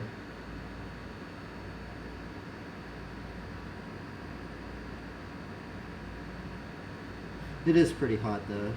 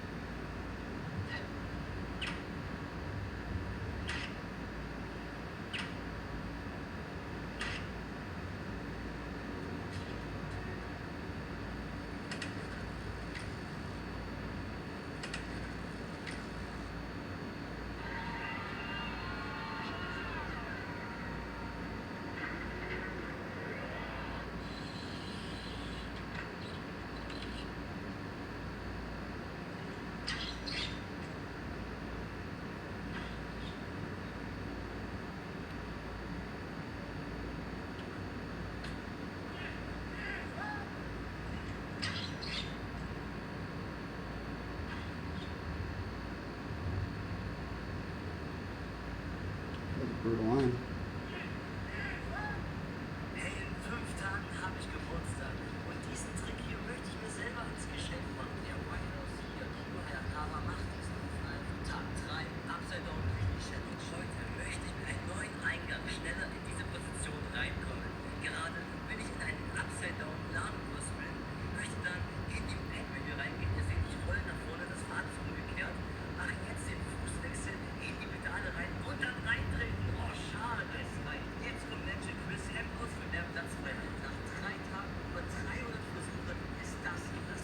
Dude, Chris, you're gnarly.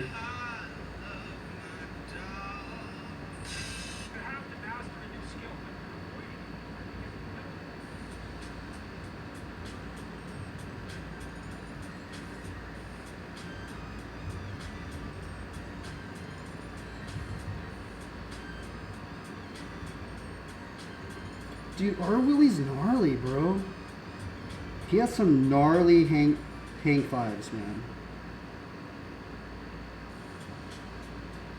Here, I need to turn on the other fan.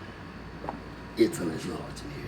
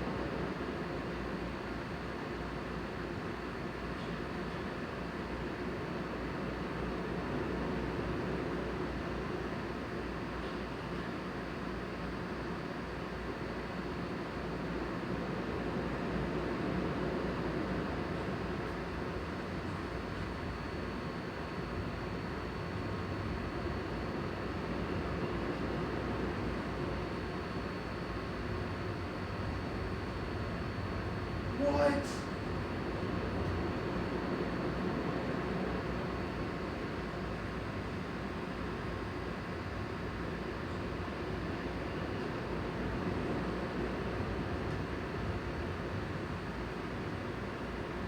Jesus, dude, that's gnarly.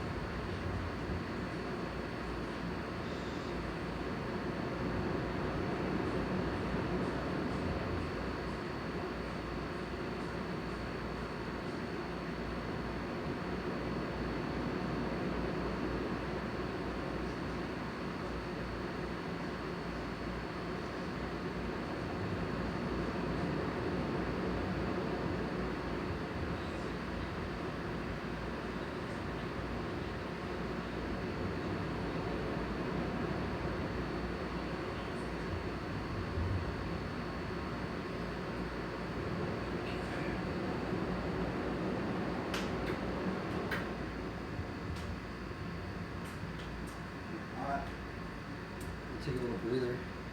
Do some shepherd slinging. Wait, did I lose that ammo? I think I did lose that ammo. I think that's why I stopped slinging yesterday.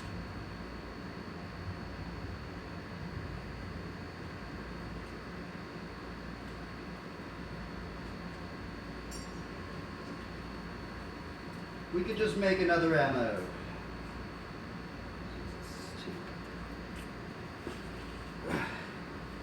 Actually, let's use the pink tape. That's how I make the ammo.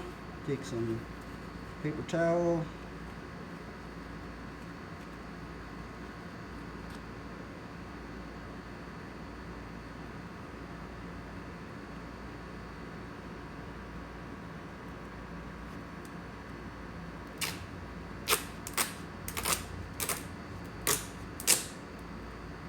Tape. And we just tape it like an X on it.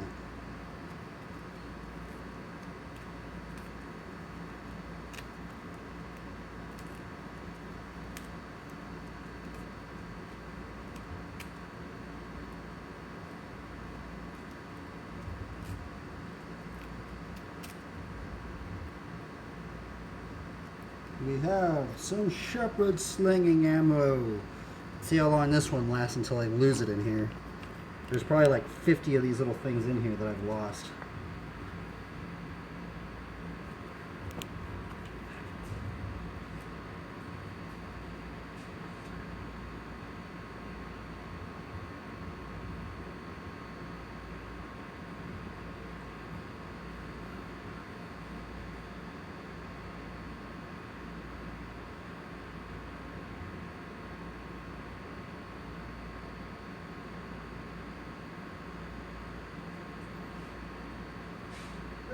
Okay.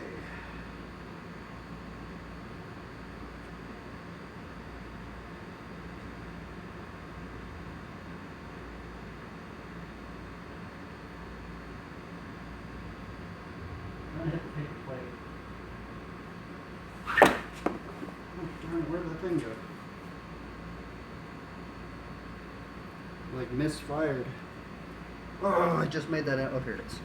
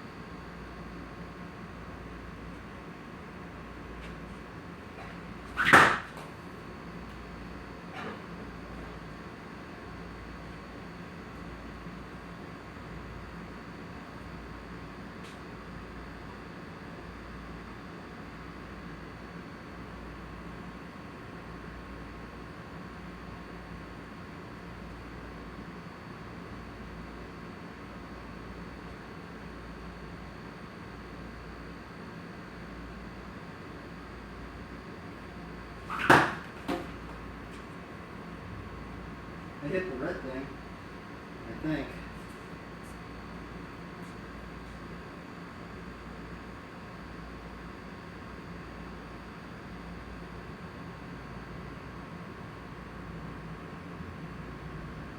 Dude, I did hit the red thing.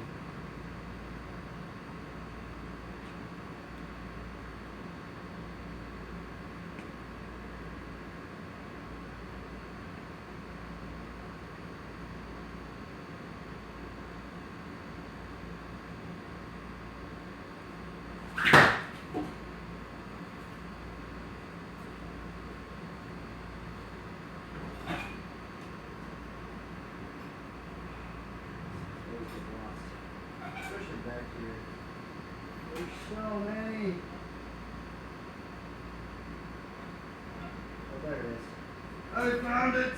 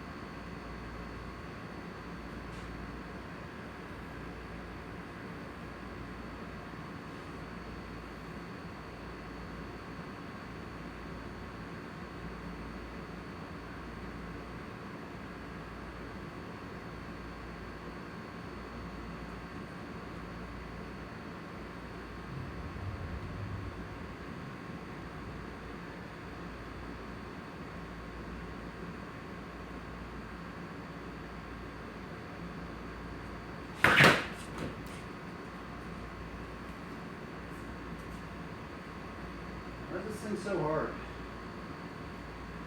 Shepherd slinging is really, really hard to get good at.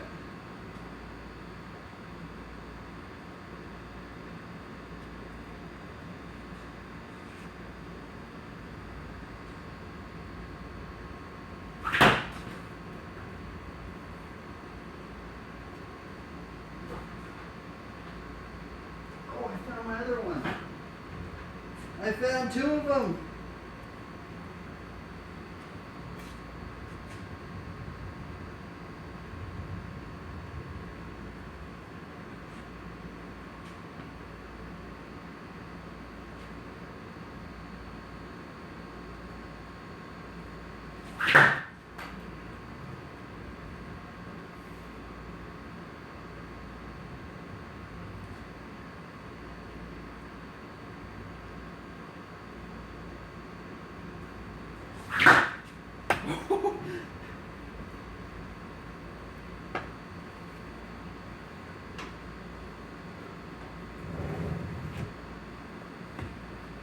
The door was open.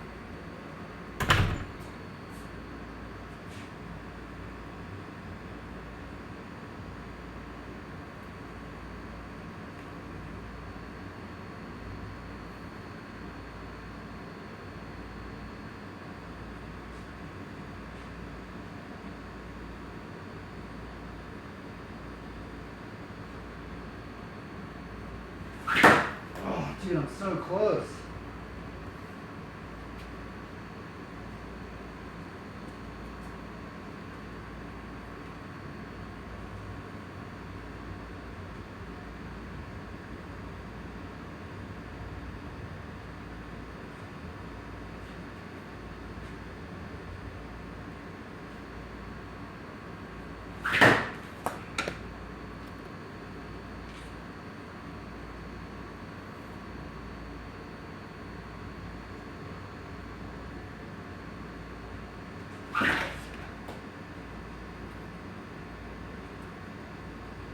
I've been misfiring a lot.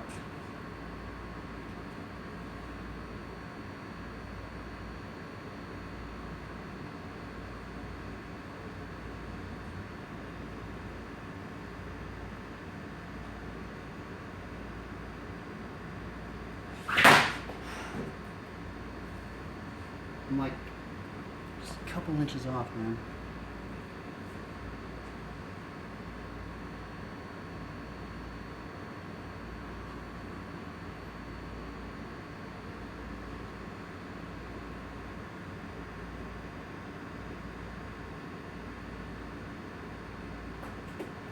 Misfired.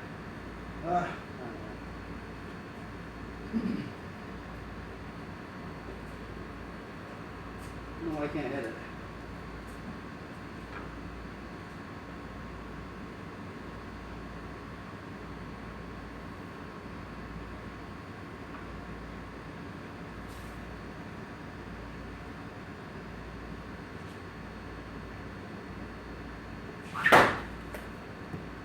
Bro, it's so close.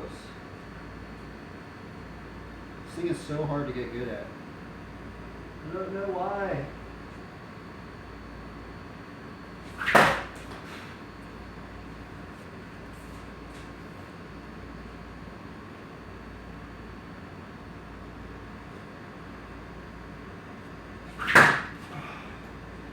kidding me, bro. I'm so close. So close, it's so far from hitting that darn plate.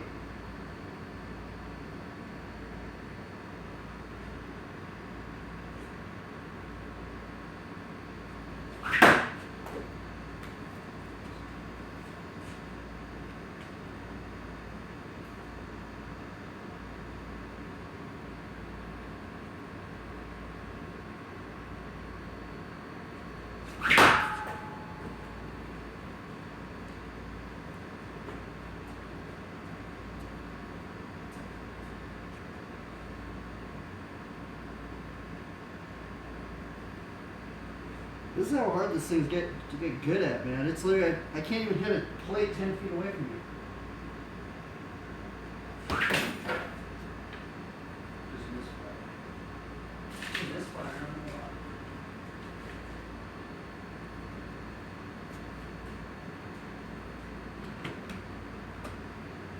Okay. One more chore. Huh? One more task in the wall. And the convent forces are going to assault the mall. Holy moly. Check this out.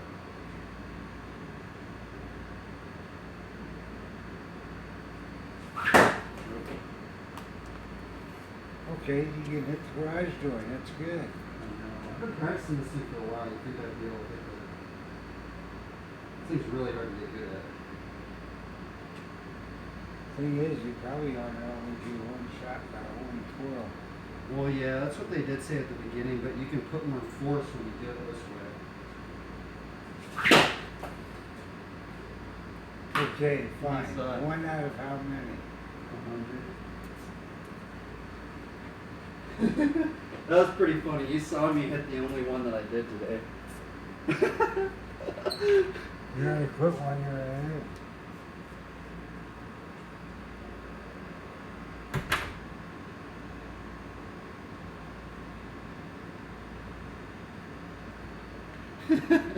Oh my goodness. You see how long that took? I don't know if anybody's watching, but that took me how many tries to hit that thing 10 feet in front of me?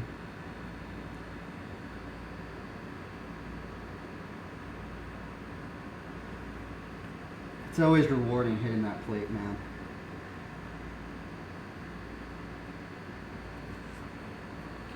Okay, let's make it into a headband now since I hit it.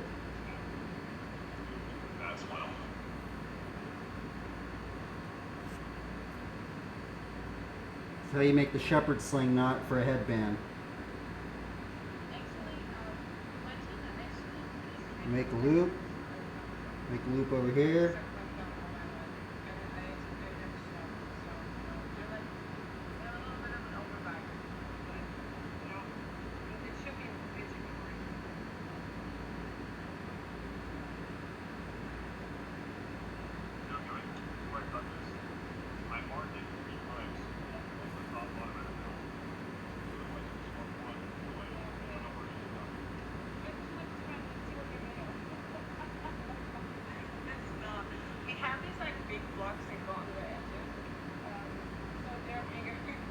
And now you have the headband. This is the headband I wear every day.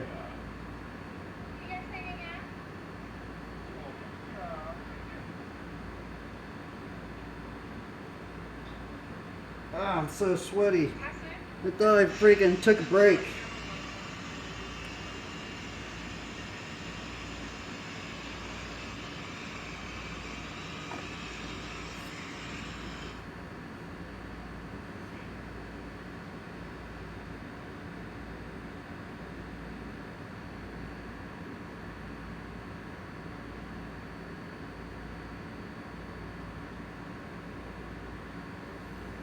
Okay, what are we going to work on now? We're going to do hang 10 no-handers. The trick that seems impossible, but I've seen some people do it. 2 hospitalized after explosion. What the heck? Let's see if Austin put out a new video.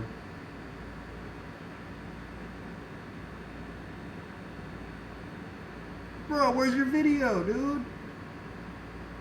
I thought you were gonna do them daily. What about Dan Corrigan? Dan Corrigan always has a video, bro. That's why I always watch his stuff, man. Like, bro, how are you making a video every single day, dude?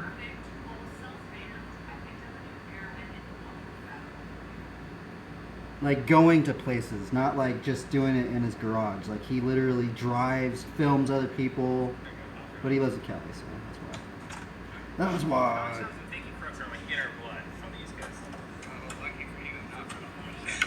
Lucky for all of us. Okay, so Blizzard flip, is that the back three bigger flip or is that the back three kick flip? I think Blizzard's back three kick flip.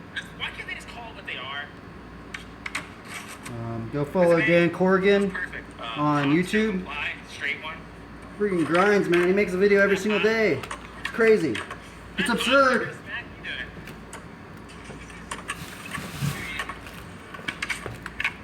Okay, you're not allowed to step off and then do it. What? No, fine. This is you.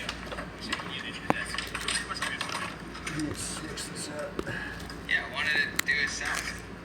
Oh, man. So you know, one motion. That looked like 4 motions. Yeah, now the dolphin slip. Yeah, you're a dolphin guy? I don't know, come close. That was pretty darn close. Can't wait for you to do 2. It's crazy. You saw the shot I made. That's the first one you saw. You started to that. Laser flip, do it on something spicy. Like I'm one of the thing, Yeah, and then laser flip off of it.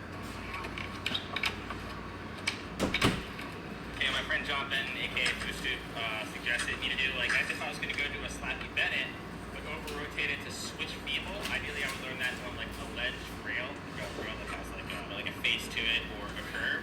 But no, it's round, so it won't work. That ledge is too tall, and I feel like this one's too little. And I'll try on this one a couple times. See if I can at least start to figure it out. Oh, like that. I can do it.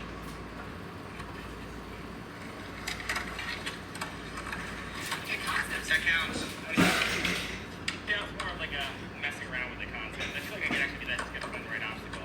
This is the absolute wrong obstacle. Moving on. Alright, here's 2 of them that are right up your alley. The sketchiest dolphin flip you've ever seen and fakie varial heel. Fakey, very.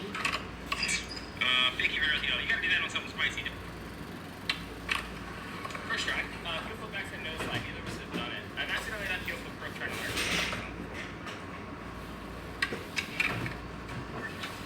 Okay, so that's a tough act to follow. I'm definitely not gonna land a first try, but I'll give it a real try. Oh! I count it. Roasted the shit out of that. It's actually a little further with you. Probably. Dude, back to back, new tricks. First go, dude. We're unstoppable. Okay, this person wants a fakie flip body barrel, but they want you to spin backside for the half cab flip way. Okay. That looked hard for you. I've never tried that one. Let me give it a go. It's. So this half cab flip. Oh. Yes. Dude, you just gave me a new idea for a trick. There you go. This is the dumbest trick I've ever done. Do it down something. Should we try down something? I'll do it off the one. Really? Yeah. You have to give it another go. You have to do it now. I didn't pause. It went out of frame because it went so well. Like I was focused on your feet and the board was nowhere to be seen. I don't even know if you can see the board flipped. Okay, inward heel down something. Are you gonna do it off a loading dock? Another loading dock? Never done it off something.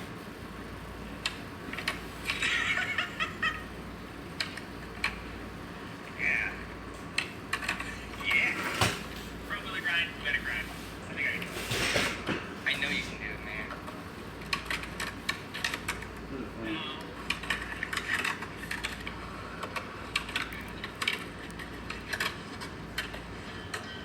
I just did this. We don't got enough time to get stuck on tricks. I'm fucking like sweating. It's so hot today. It's like 96 degrees. Shove it, front side nose grind, shove it out. It didn't say front side, but that's the way we do it. Oh, you're gonna shove it the cool way. You get the cool way out of the I wonder what I can. Oh, dude! I have the ultimate kickflip combo. Right here. I don't even care that I kind of didn't do it. I did it, okay? This is the ultimate kickflip Just combo. got some silly combo shit in here. Someone said back feeble. Well, they said feeble 5-0 to Smith, so I'm assuming they mean back feeble to back Smith. when you do a people to back smash, it's like Ah! it's just a matter of holding it for a second. I kind of want to film this. Alright. Okay. The only hard part about it, it's only scary because like, you're going from the heel side pitch to the toe side pitch and dropping at the same time. I feel like I'm just going to accidentally slip into back leg, but just landing back leg is just not that big of a deal.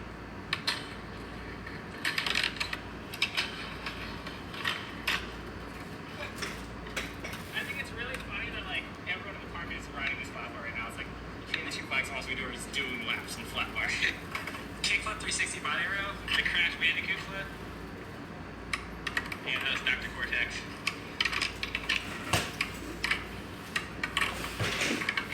Darn it.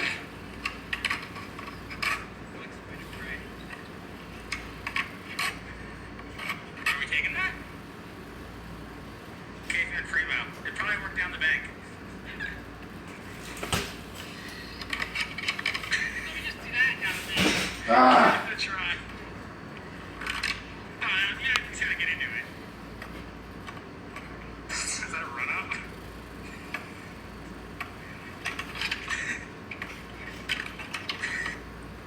Frontside 360, shove it. Darn it. Yes, sir. Frontside big spin.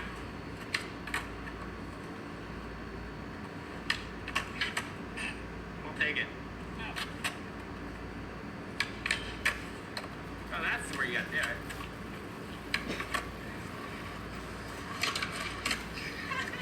Wow.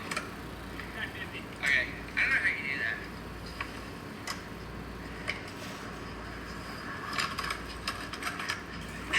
Damn. I'll take it. Take your hard flat? Oh, I'm about to do Yes, it. sir. Give me a little while. I'm probably not gonna do it, to be honest. I haven't done it in like a hot second. Man, this combo's actually taking a bit of time, actually. That was pretty good.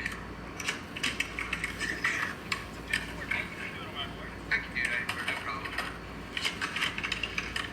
Yes! Sparkle's definitely one of those tricks that feels like it's like the most rare thing. You gotta remember that it's like not a lot of movement and then they start to work. It's kind of hard to go fakey after the kickflip. Trick tip to three works every time. Mac and cheese and chicken and cheese and mac and cheese and chicken and cheese and mac and cheese. Ah, I figured I could do it. He said my board's a skateboard. That's what I thought. For some reason I can't do it. I did it that one time. Damn, that was a really good figure hard. If hard flip or shove it. There's something you think 50-50 nollie back tail. Yes, it is a trick. You're just mad because it's a better trick than you can ever think of yourself. Is that the super spinner right there? Ah! Nope. Okay, willy grind or willy grind. Alright, I'm gonna land this combo. Reverse, endo ET, fakey kickflip. Dude, fakey tail tap, reverse ET to kickflip.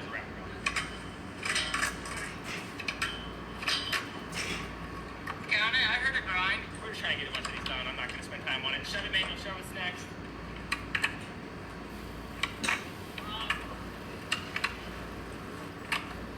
Barrel flip 50. Oh, I thought you were about to roast it first. Get out.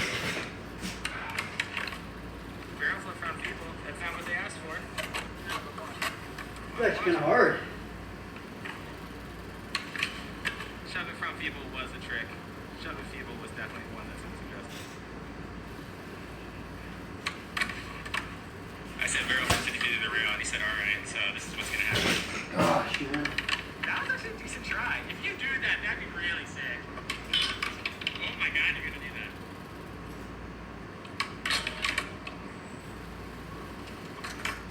Someone said Bennett grind to back tail. I'm going to slap you into it because that trick is something easy as regular Bennett grinds to me now. Second try today, guys. We're just too. That was first. I know, that was first try. Oh, that was messed up.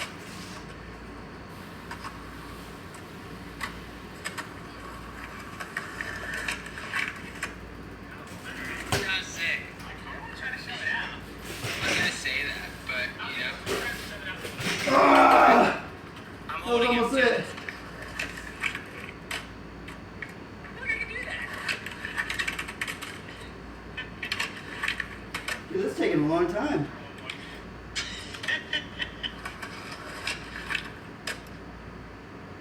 Yeah, kind of, but What do you mean, kinda? You did it. sure for another day. I was like battling it.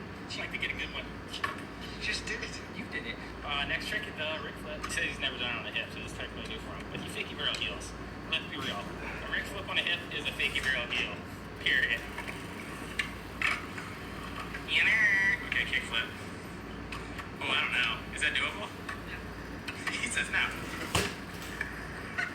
I don't think he got.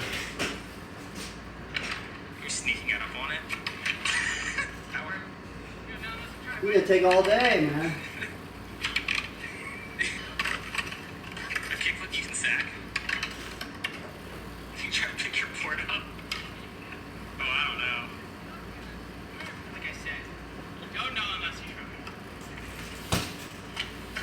You could sack this fucking rail, dude. I know it. Sack it. Bummer. I landed. Smash you with cramp. Oh, you're right. Ah! That's honestly impressive. And people say you can't kick her. Damn, you got burned.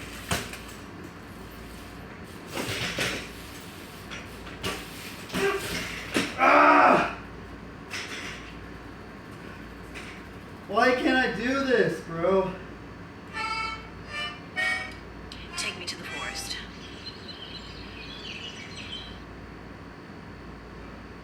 So this is from the same day at Chevy Chase as the Andy's new trick video, but he just I don't know how to explain it.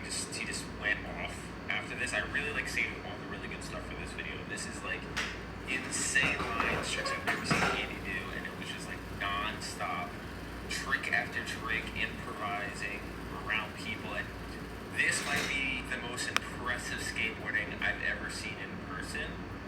Just by the way he navigates the skate park and just like things on his feet. So it's a really fun watch.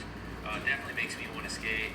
And yeah, I think out of all the Andy Anderson footage that I've seen out there in every video I've ever seen, this is the most like on point I've ever seen him. Even developing power managers, like I've never seen Andy skate like this. It was just non-stop, and there was a bunch of skating going down that didn't get filmed. So yeah, I think he's just going to be on this level from now on. He's going to keep it going. So I'm really excited for some of the plans that we have together, as well as Oh, darn it. I got some stuff. There's going to be some good Andy stuff coming out. But anyways, enjoy this video because Dude, I just want to land this line. Rewatching it because why not? I even have a trick in it.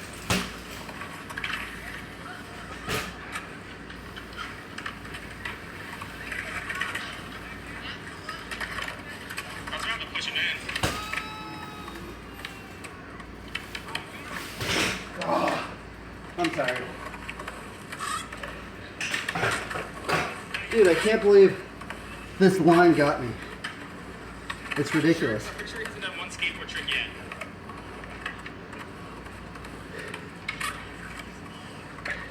I believe I've been trying to do this line for like 30 minutes.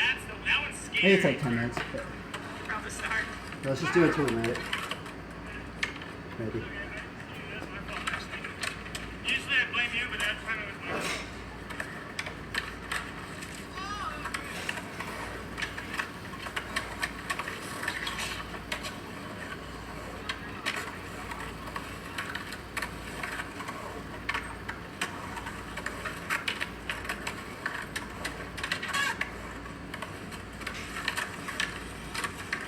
That nose one was really good on that board. That one actually has a little bit of nose. The other one doesn't. That What one about has just fakey? enough nose. Fakey whiplash. Yes. Wow. I love me some Matthew.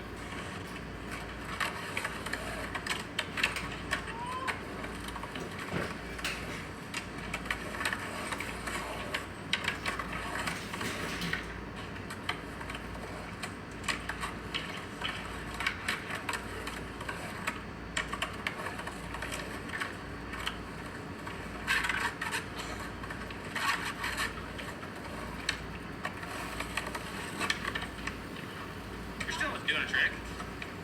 Ooh, I got one. I'm gonna do that line.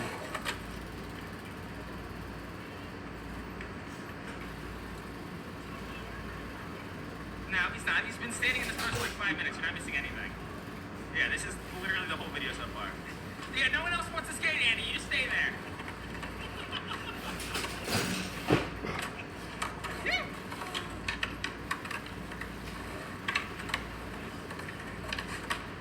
Oh, like that's not his board. That's not his setup. That's not his trucks. What wheels are these? What wheels are those? Are they bronze mats or not even bronze mats? Oh, they were. You can see they have graphics on the side. That's legitimate board control. Yeah. Oh, that's not his board either. Why is everyone good without their boards? Darn.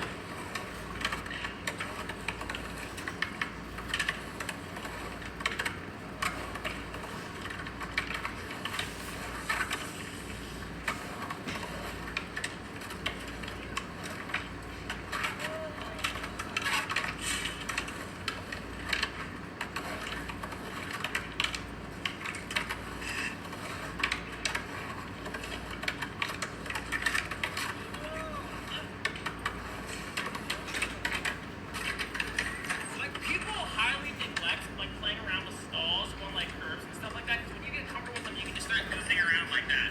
Stuff like that just feels really cozy once you get good at stalls. Canadian curves, baby. Oh yeah, Canadian curves. You hear that? Yeah, stalls is the new curve. Are you about to Jason Ellis us right now? He's got the heart of a shark. Ah. I think he's just. Oh, you're gonna run into us. No, he's not. That's how we die. No, that's how you die.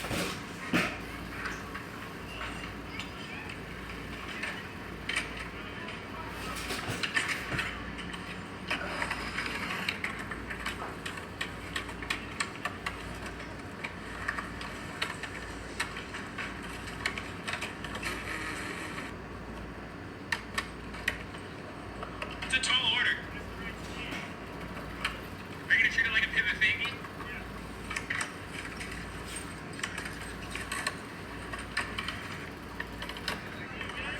No, I am the shot. Shut up, DeVille. Oh, fuck you guys.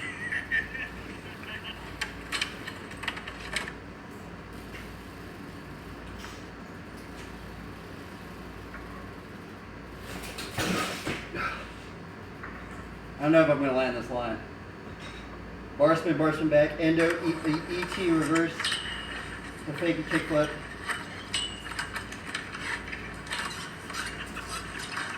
You get it. Wicked on ways. Oh, transfer rails. Transfer rails. We're here now. Just follow your heart. Yup. Going down.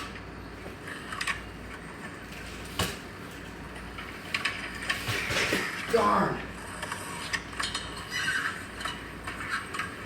Why can't I do it? Heck, hold on. Let me get you up there. Hold on. I'll get that wheel up. I'm trying. Oh, hold on.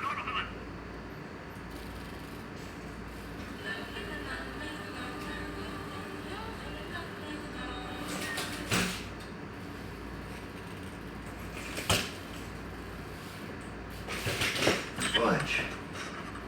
There you go. Okay, yeah, come on over here. This is where you want to be. Yeah. This makes sense. This is perfect. Yeah. Uh-huh. Okay. So close.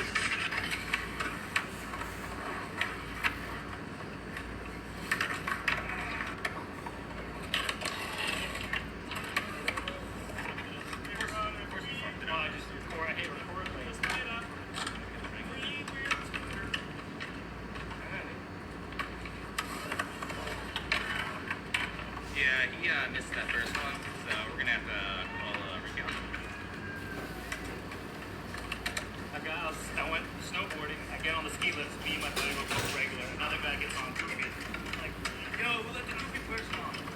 He takes his goggles up and he goes, hey, you're Wait, I didn't know my name. He's like, oh, on YouTube. I watch like Dave Morgan's videos. Like, what? That makes you famous, dude. No, I was like, Well, how, like, I'm tired. How are you gonna recognize me? And I was like, I can't remember the guy's name. I wish I could. You know, look how good I am at my job. Okay.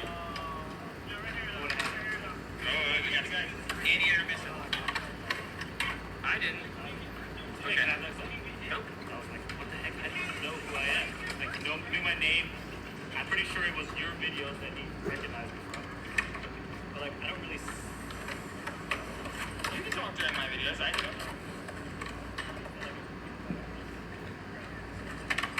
Not me. Oh, balancing a nose grind. Basically illegal. Once again, I'd like to mention that all this is not on his board.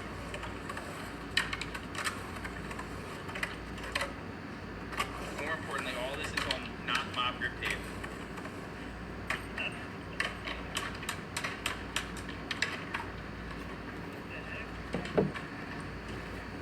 And he does a kick turn. DeVille's like, what the heck? Stop gassing this boy up.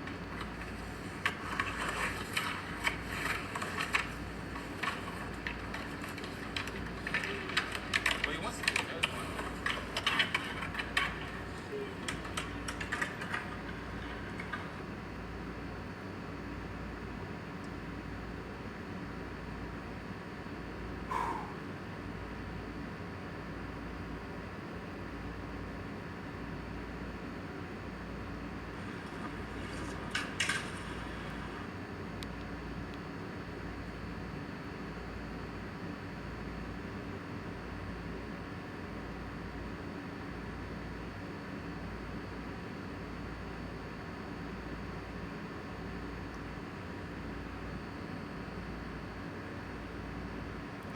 Dude, it's like every time I ride, I just get so sweaty.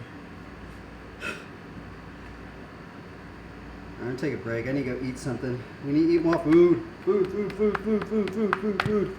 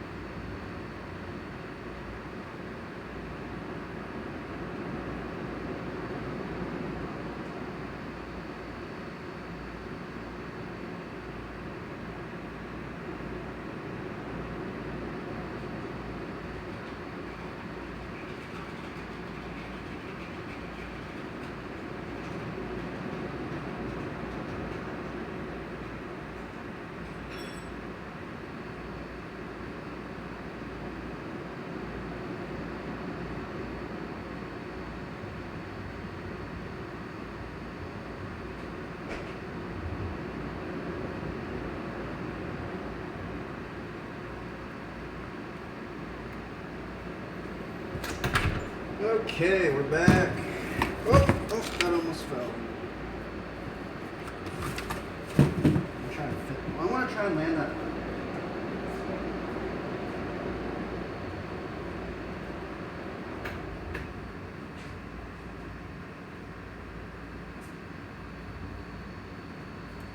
Bar spin to bar spin back to.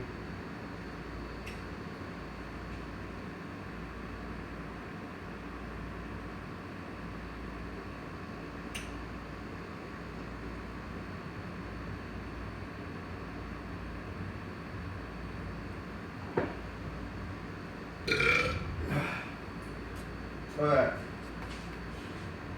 I think I'm going to upgrade. I think we're going to do the hand crank flip.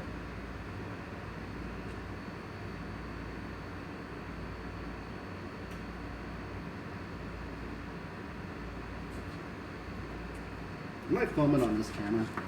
Let's just film it on this camera. Might as well. I didn't think this line was going to take this long.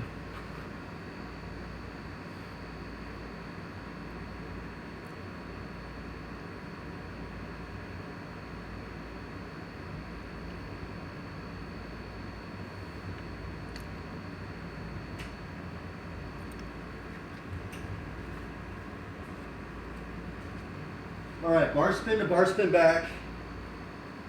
Bar spin to bar spin back to endo, ET to fakie kickflip to tail tap reverse ET to peg, pogo, hand crank flip.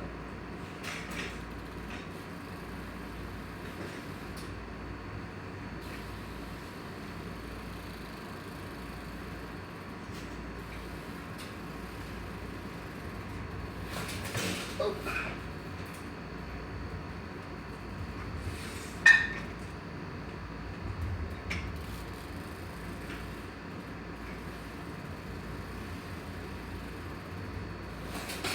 Fudge.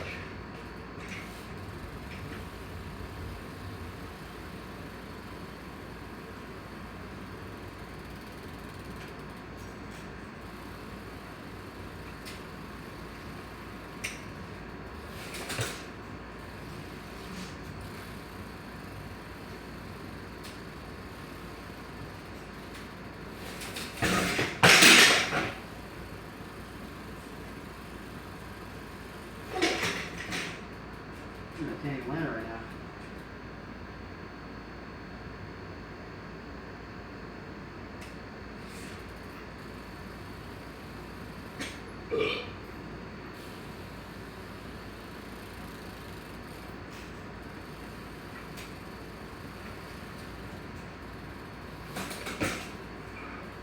What's wrong with me?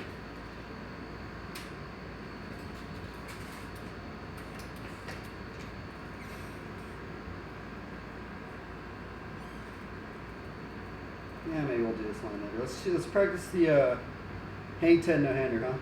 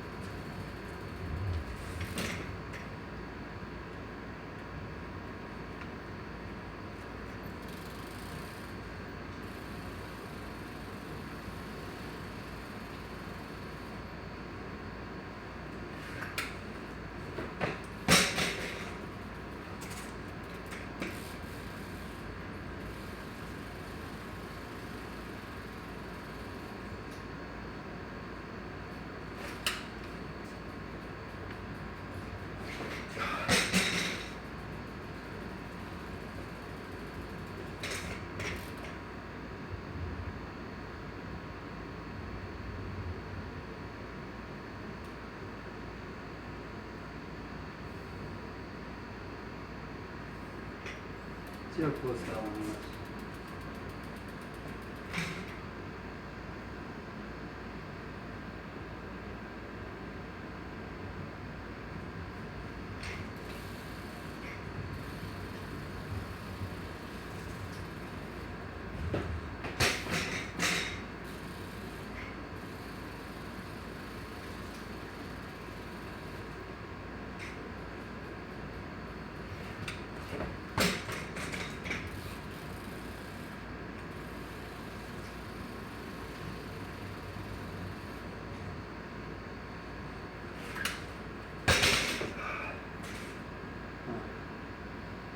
is this trick so hard?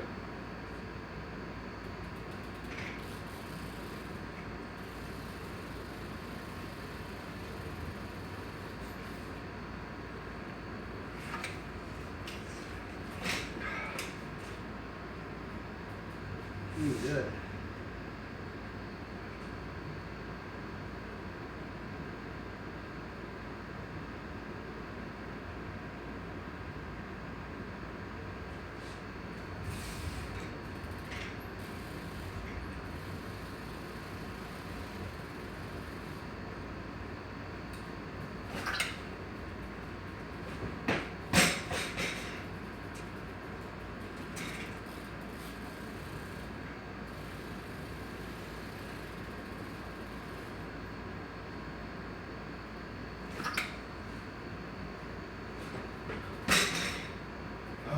Can't even do it.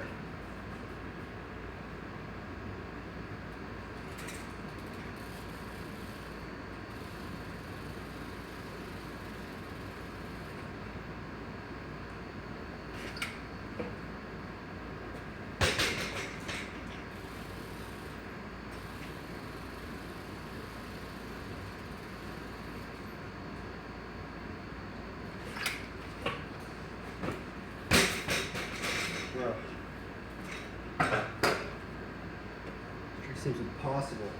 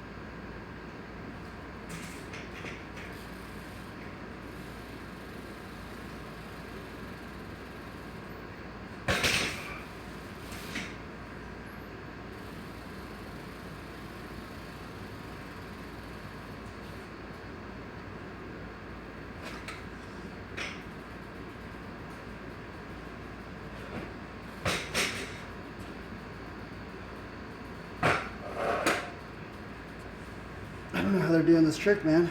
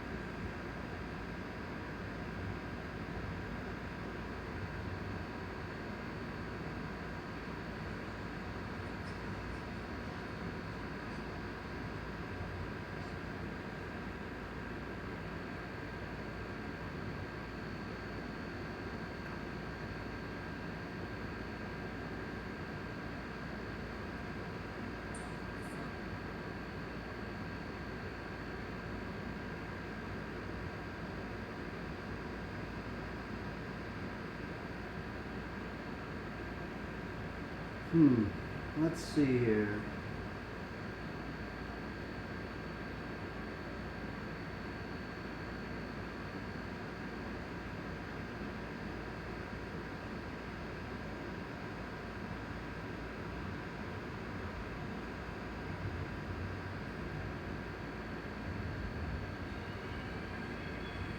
Maybe you have to go faster or something.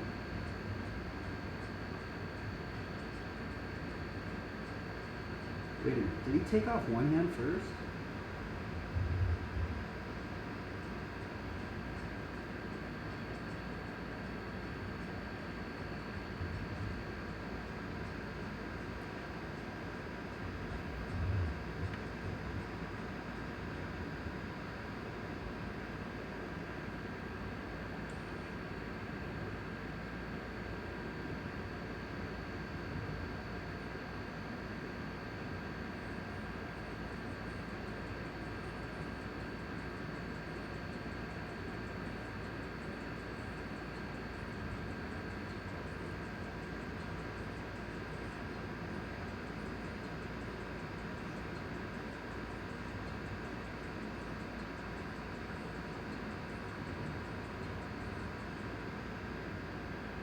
Dude, he really learned that trick.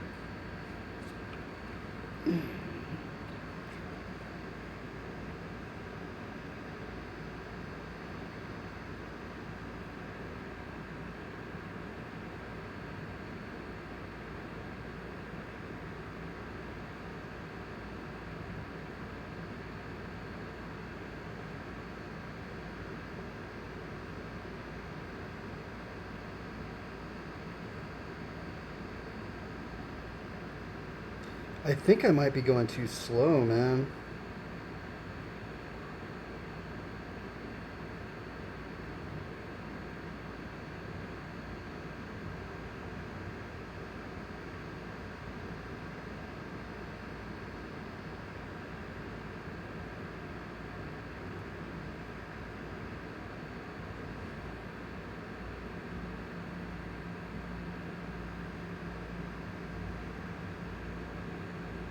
I'm wondering if I should learn in a hang 5 first.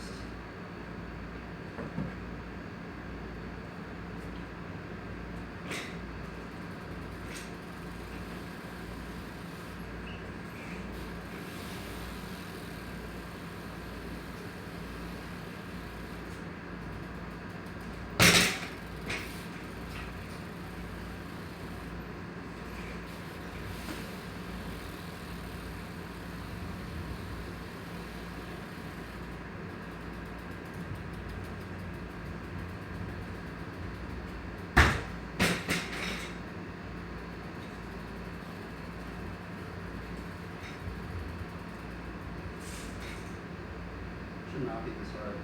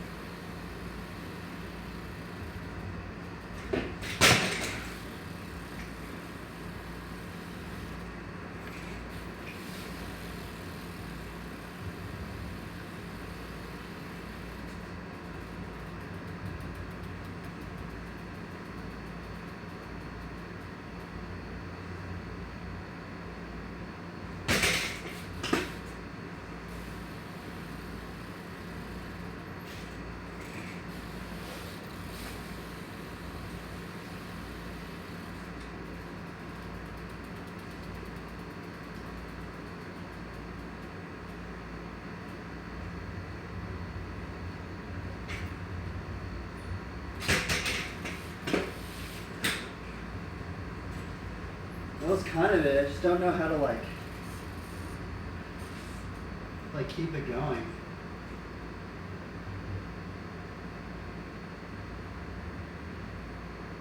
I don't see how they just like hold it. So good.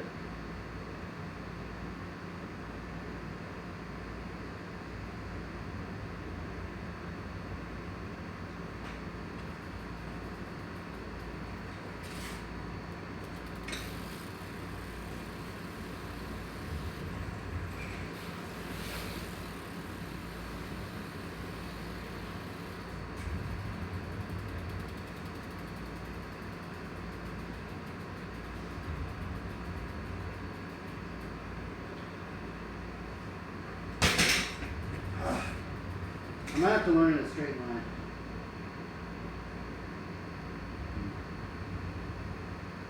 I don't know. I mean, I guess I'll just keep trying it, but actually, I should probably just learn it how I've been doing it. I don't know if I could do it in a circle yet. I've actually never seen anybody do it in a circle, so there's probably a reason why.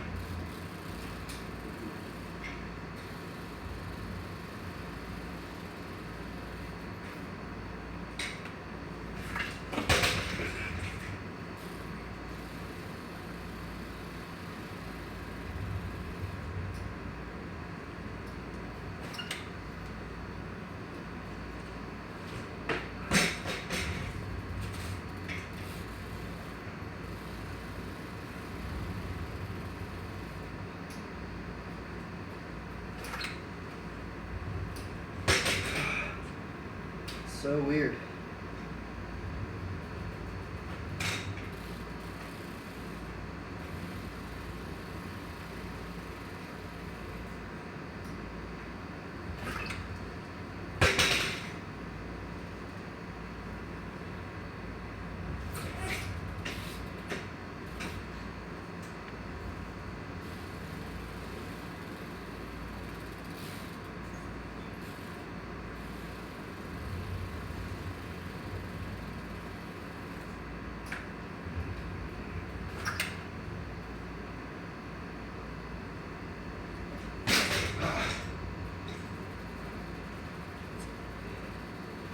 What is wrong with me? Why can't I do this? I need to commit more. I'm not committing, that's the thing. I'm just not committing. I'm scared of it.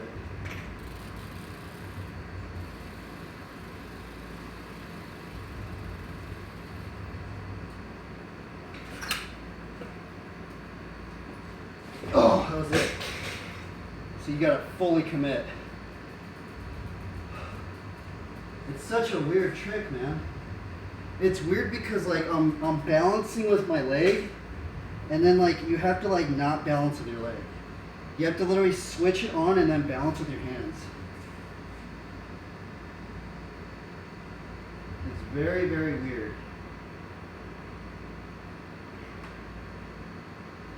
Oh my goodness, that was almost it.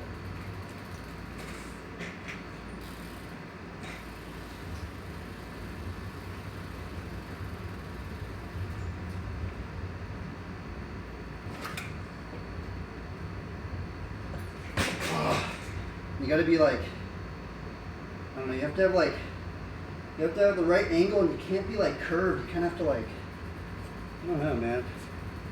This trick's really, really finicky.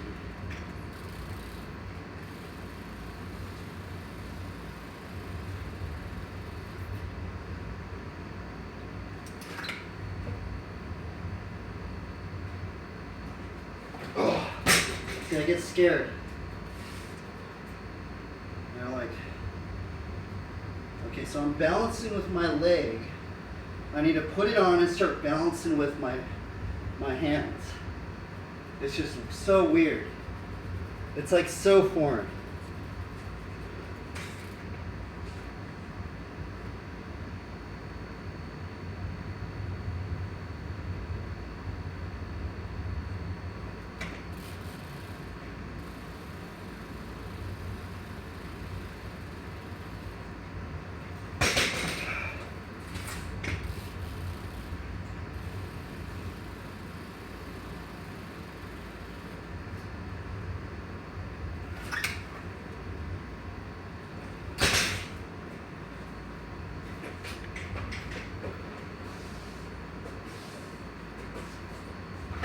Oh, there's so many combos you could do from that.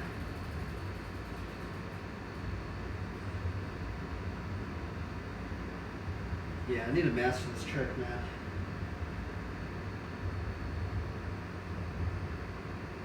That was a hot potato one.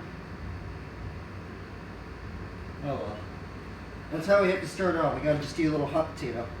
Hot potato, hot potato, hot potato. So we can just start.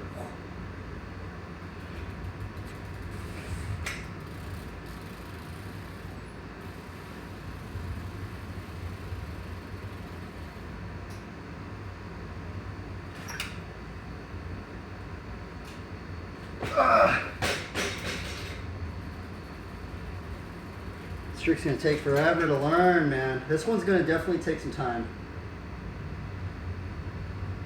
Thought it was gonna be like pretty easy to learn, but no, this one's gonna take a good amount of time. I heard so.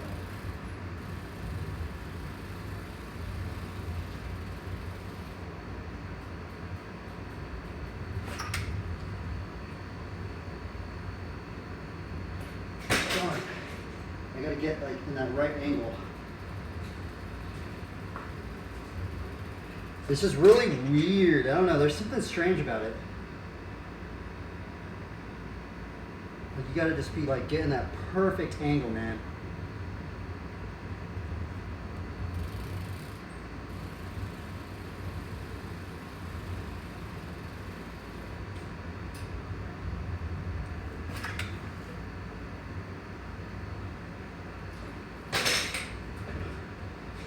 There's like, I don't know.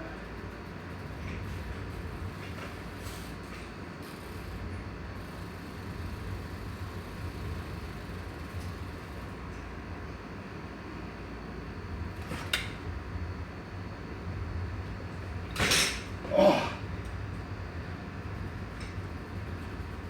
Like I can almost feel it, but then I give up.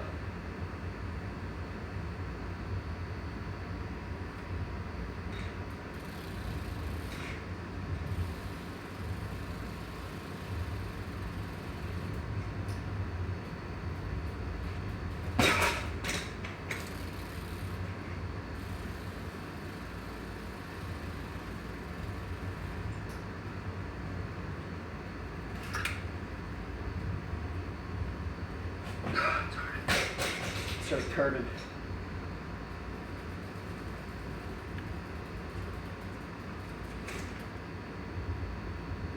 Okay, let's practice that line that we were doing earlier. I'm getting a little burnt out of this one. It's kind of defeating. Like I don't know. So we're gonna do the bar spin back, endo, fakie. Yeah, bar spin back, endo, ET, fakie, fakie kickflip, to tail tap, ET, peg pogo, to hand crank flip.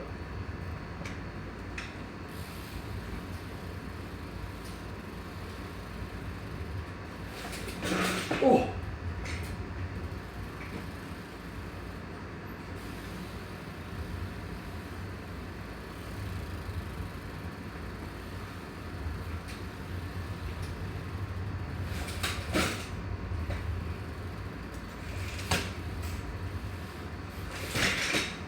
Darn it.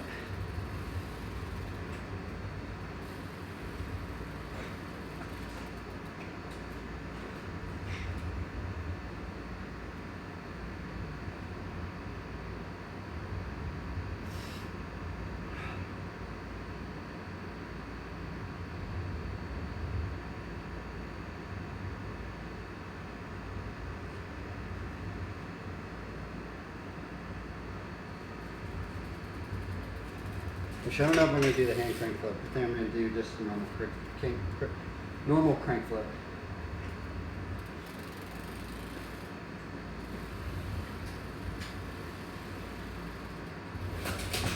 Ow. Man, those bar spins hurt my legs.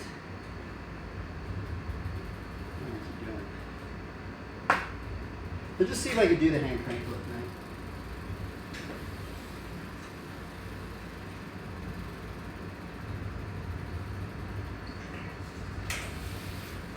No, I don't think I can.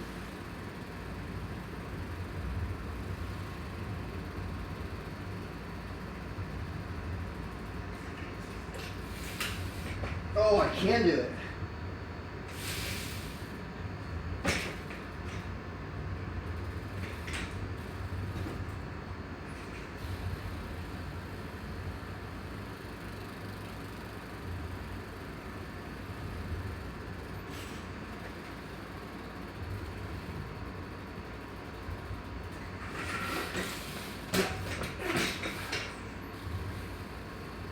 I've actually never landed this one before.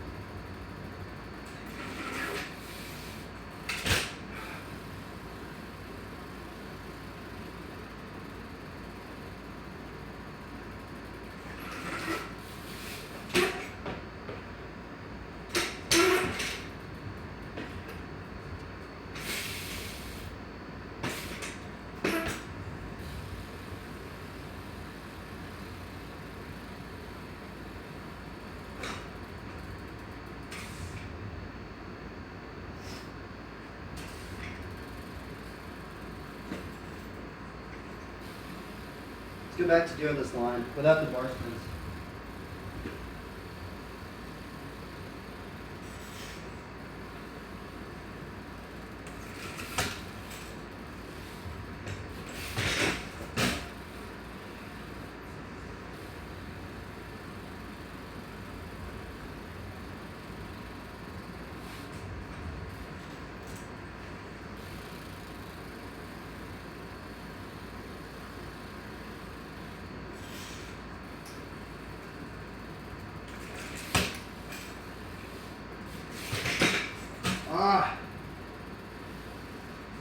It's like hard to keep going fakie. I don't know why.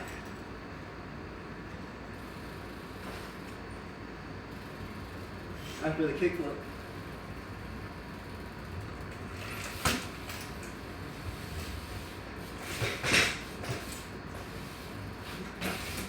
Darn it. Let me adjust the brakes a little bit. I was so close on that one. It was really sketchy though. I wouldn't take it anyway. It's kind of funny. I was just messing around, and then like I found this little line. And for some reason, it's actually kind of hard to land.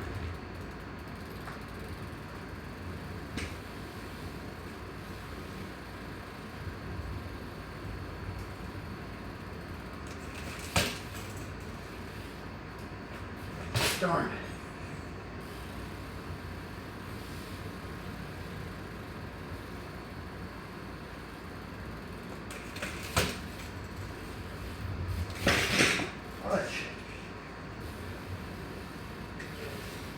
Why can't I go fakie after the kickflip?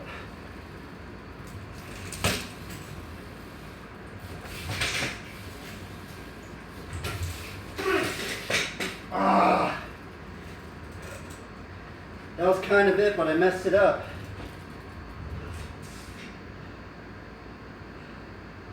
That was so close.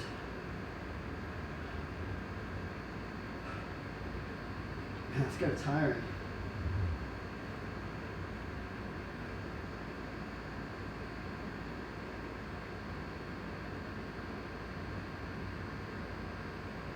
Oh, darn it. My front tire dropped on the floor and then I did the kickflip. The last kickflip.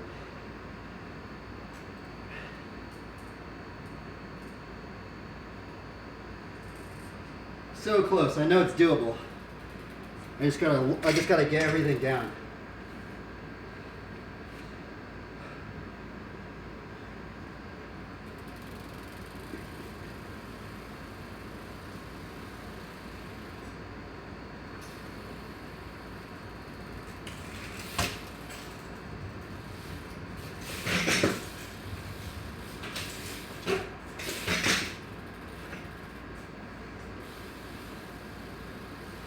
There we go.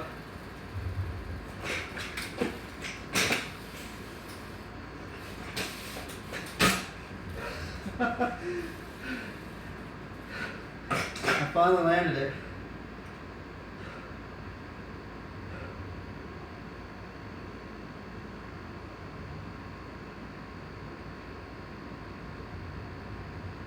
Yes! Dude. You know how long that took? That line took like an hour today. At least I landed something. Dude, that line took so long. It literally just started out with just like me messing around. I'm like, oh, this is kind of cool. I was not expecting it was going to take that long. But I'm happy I landed it. I landed one thing today. One thing. I can rest assured that I've landed at least one thing today.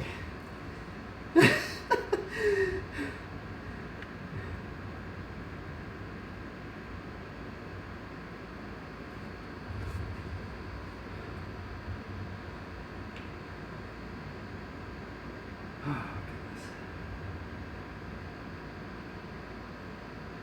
I wanted to see, like, I want to see this trick. Let's see here. What?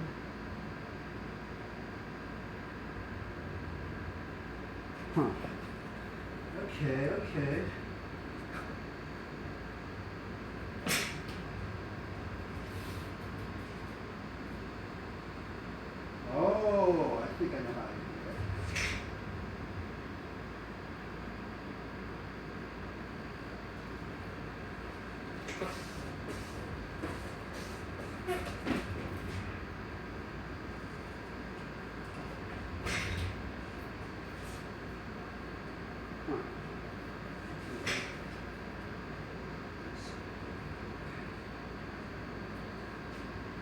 That's how he's doing it. He's doing it this way.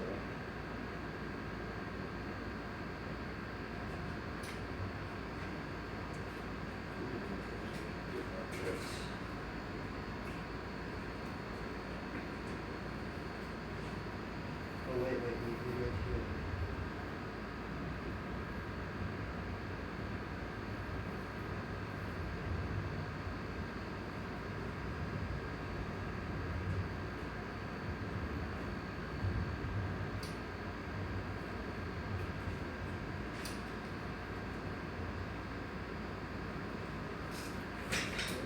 This. Could do it that way.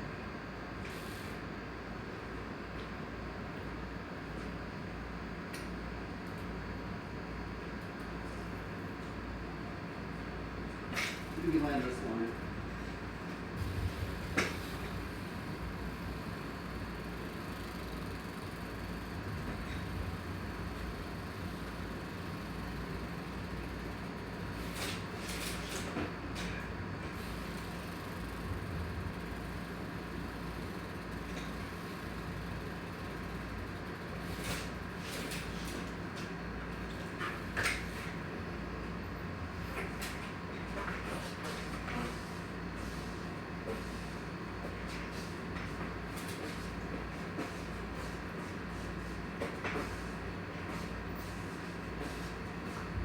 Ah!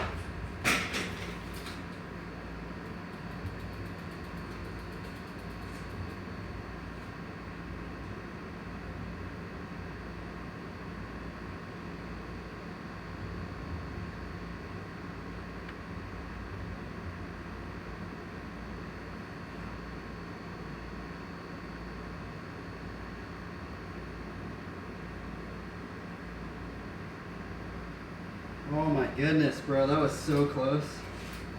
I've never landed this one either. That was a close one.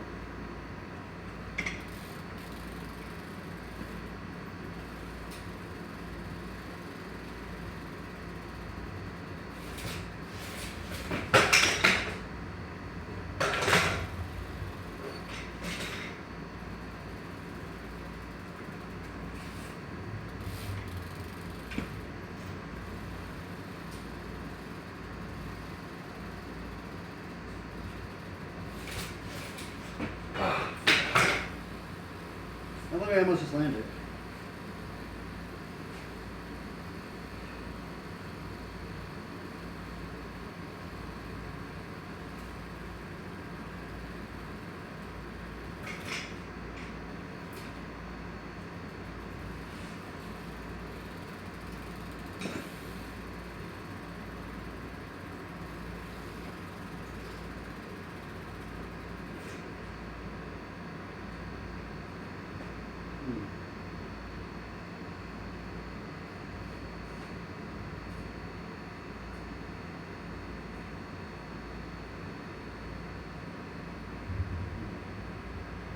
Oh, I got one. I got one.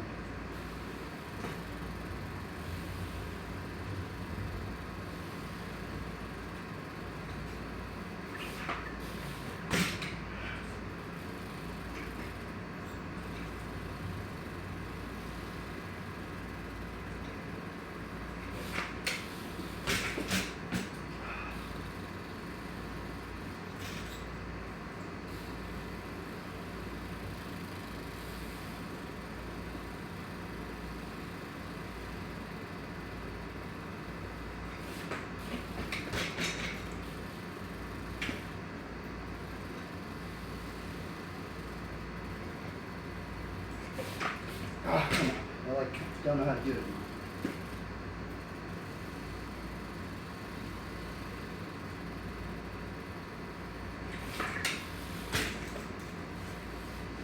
Ah.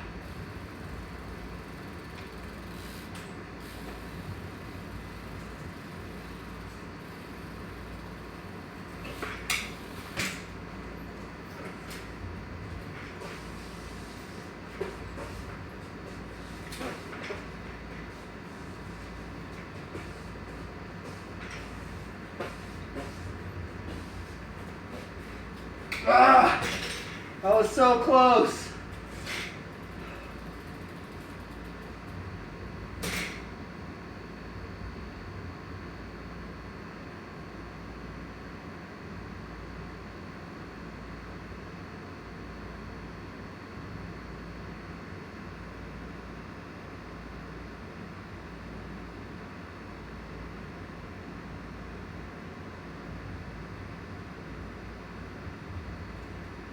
That was a close one.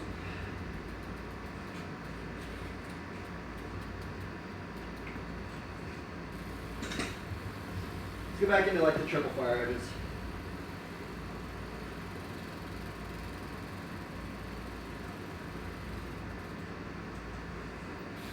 Three fire hydrants a decade.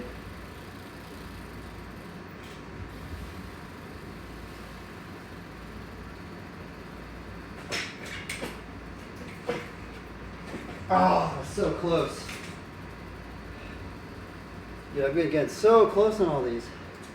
That was so close. I just messed it up just a little bit.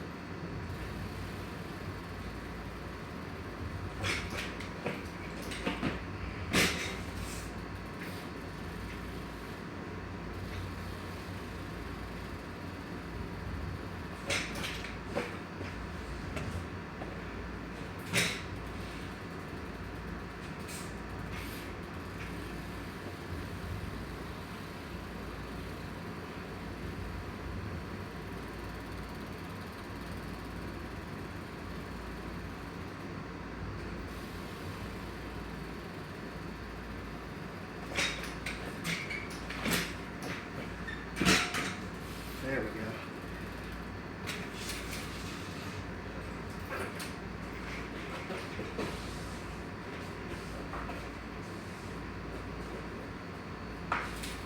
No!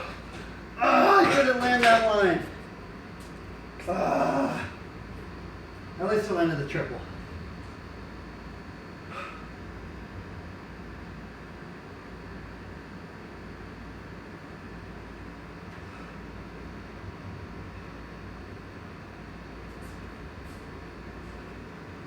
So I could do all these tricks singly, but I can't land them in a line.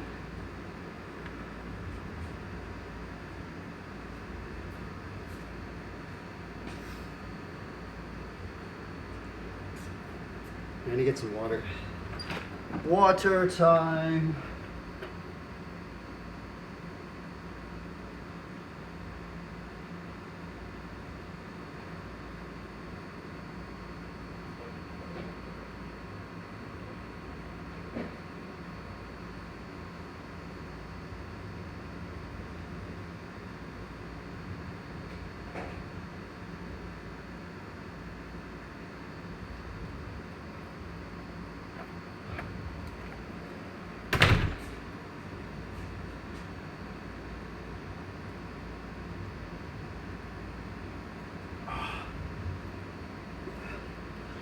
Water.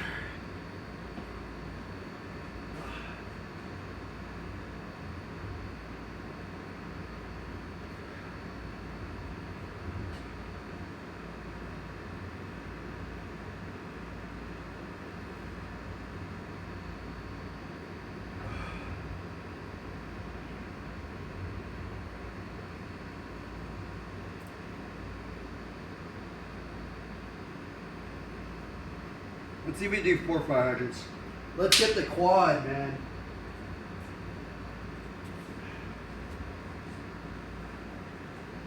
We going for 4. I'm gonna film this actually on my regular phone. Cause we about to get the quad fire whip. Let's get the quad.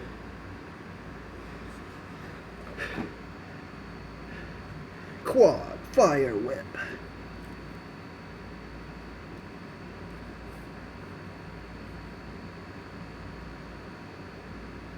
Oh, darn it. Sorry, I'm getting my phone ready. Come on, buddy. All right, right here. We're doing it. Can we land? I've only landed one quad whip before. Today might be my second.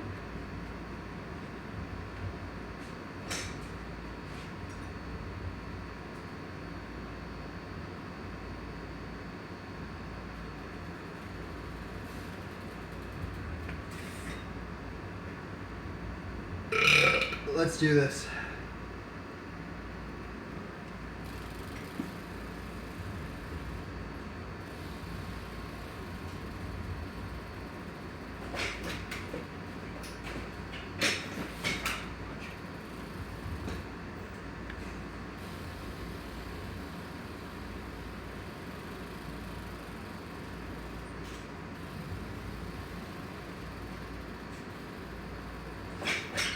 Oh, darn it.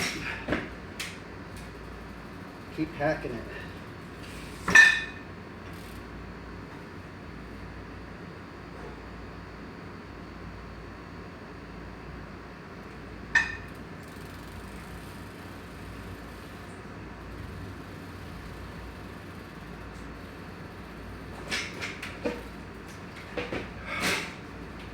I gotta get in the zone.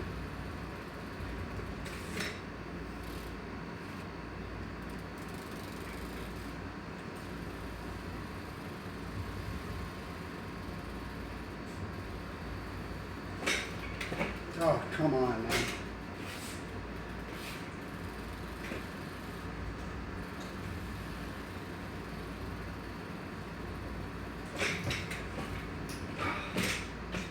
Can't even do it right now.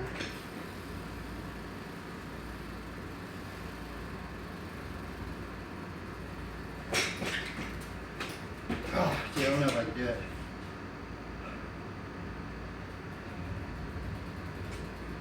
I just landed 3.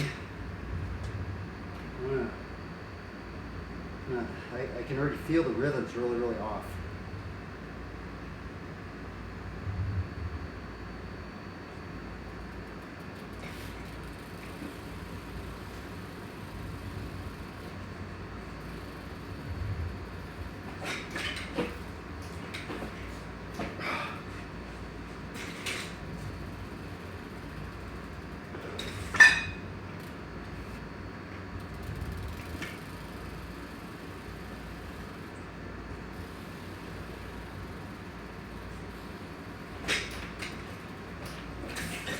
Fudge. I'm so bad at this trick.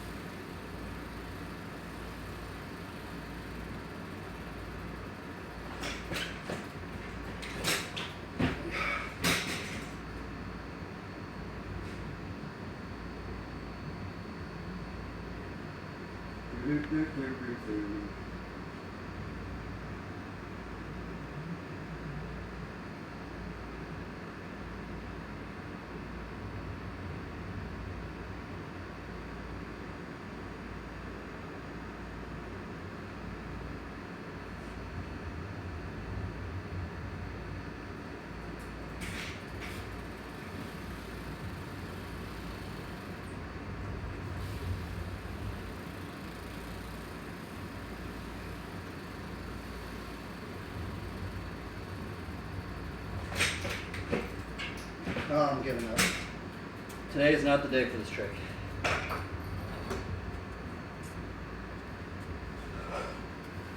literally just landed 3, but like, I don't know, you have to be in a certain rhythm. And I just kind of feel like I'm not in that rhythm right now. I am not in that rhythm.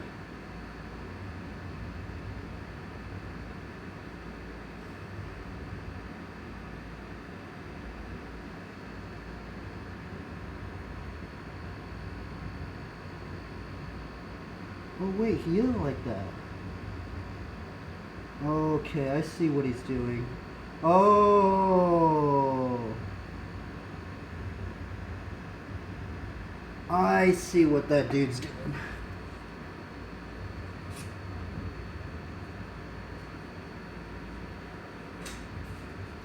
He's like this.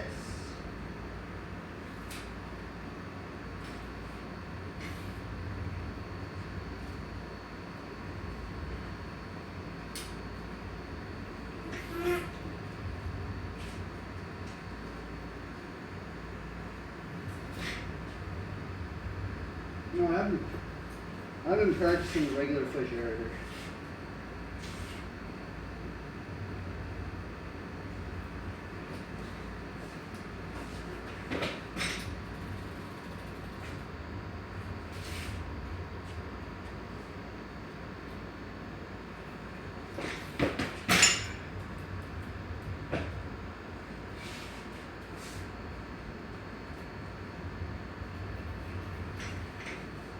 Ah.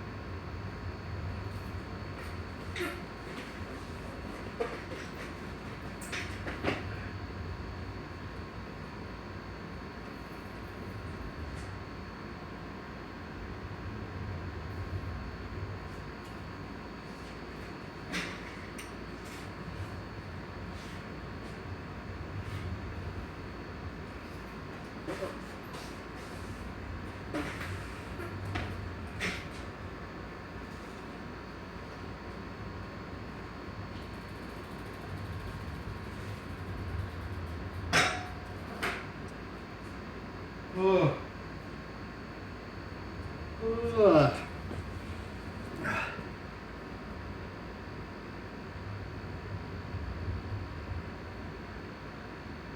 I'm almost tired now. It's just so hot, man. It's just weirdly hot today. It's just making me tired. I really do like riding in the winter.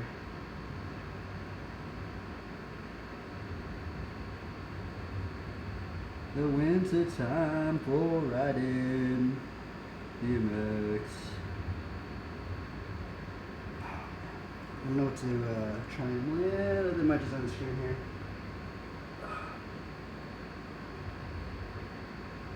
It's a neck sore, dude. One of these trips gave me subtle whiplash.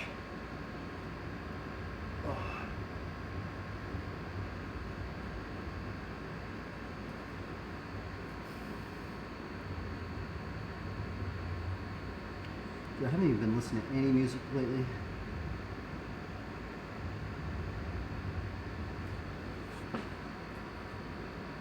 See if there's any other BMXers streaming. Who's streaming on here?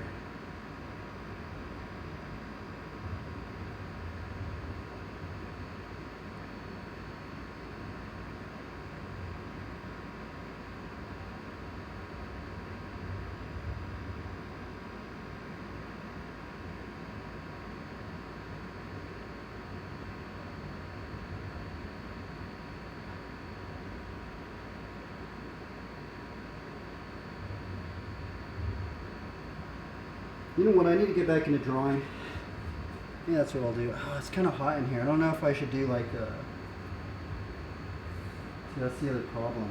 Because once I start doing the drawing stream, I can't have this ice water bottle on my phone. Which is still, my phone is still hot. It's ridiculous.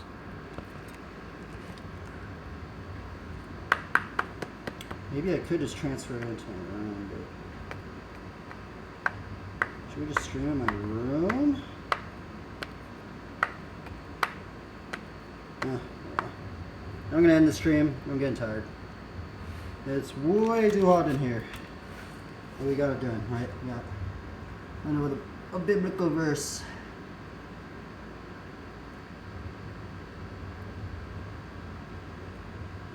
The heart of the wise makes his speech judicious and adds persuasiveness to his lips. Gracious words are like a honeycomb, sweetness to the soul and health to the body.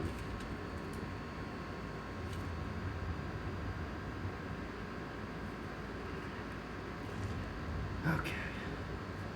Farewell, anybody that watches this stream. Thank you for tuning in. I landed one thing out all day today. I've only landed one thing. Pretty crazy. Oh, I did land a slingshot hit, so that's kind of cool.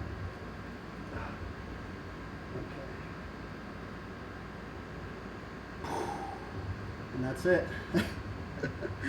Thank you, anybody that's watching this. This is cool. Hopefully, inspiring anybody to in the word or flatland BMX. What's cool about flatland BMX is that you can basically learn it anywhere. I mean, I'm having a blast riding in a 15 by 15 square foot area, right? It's absurd, right?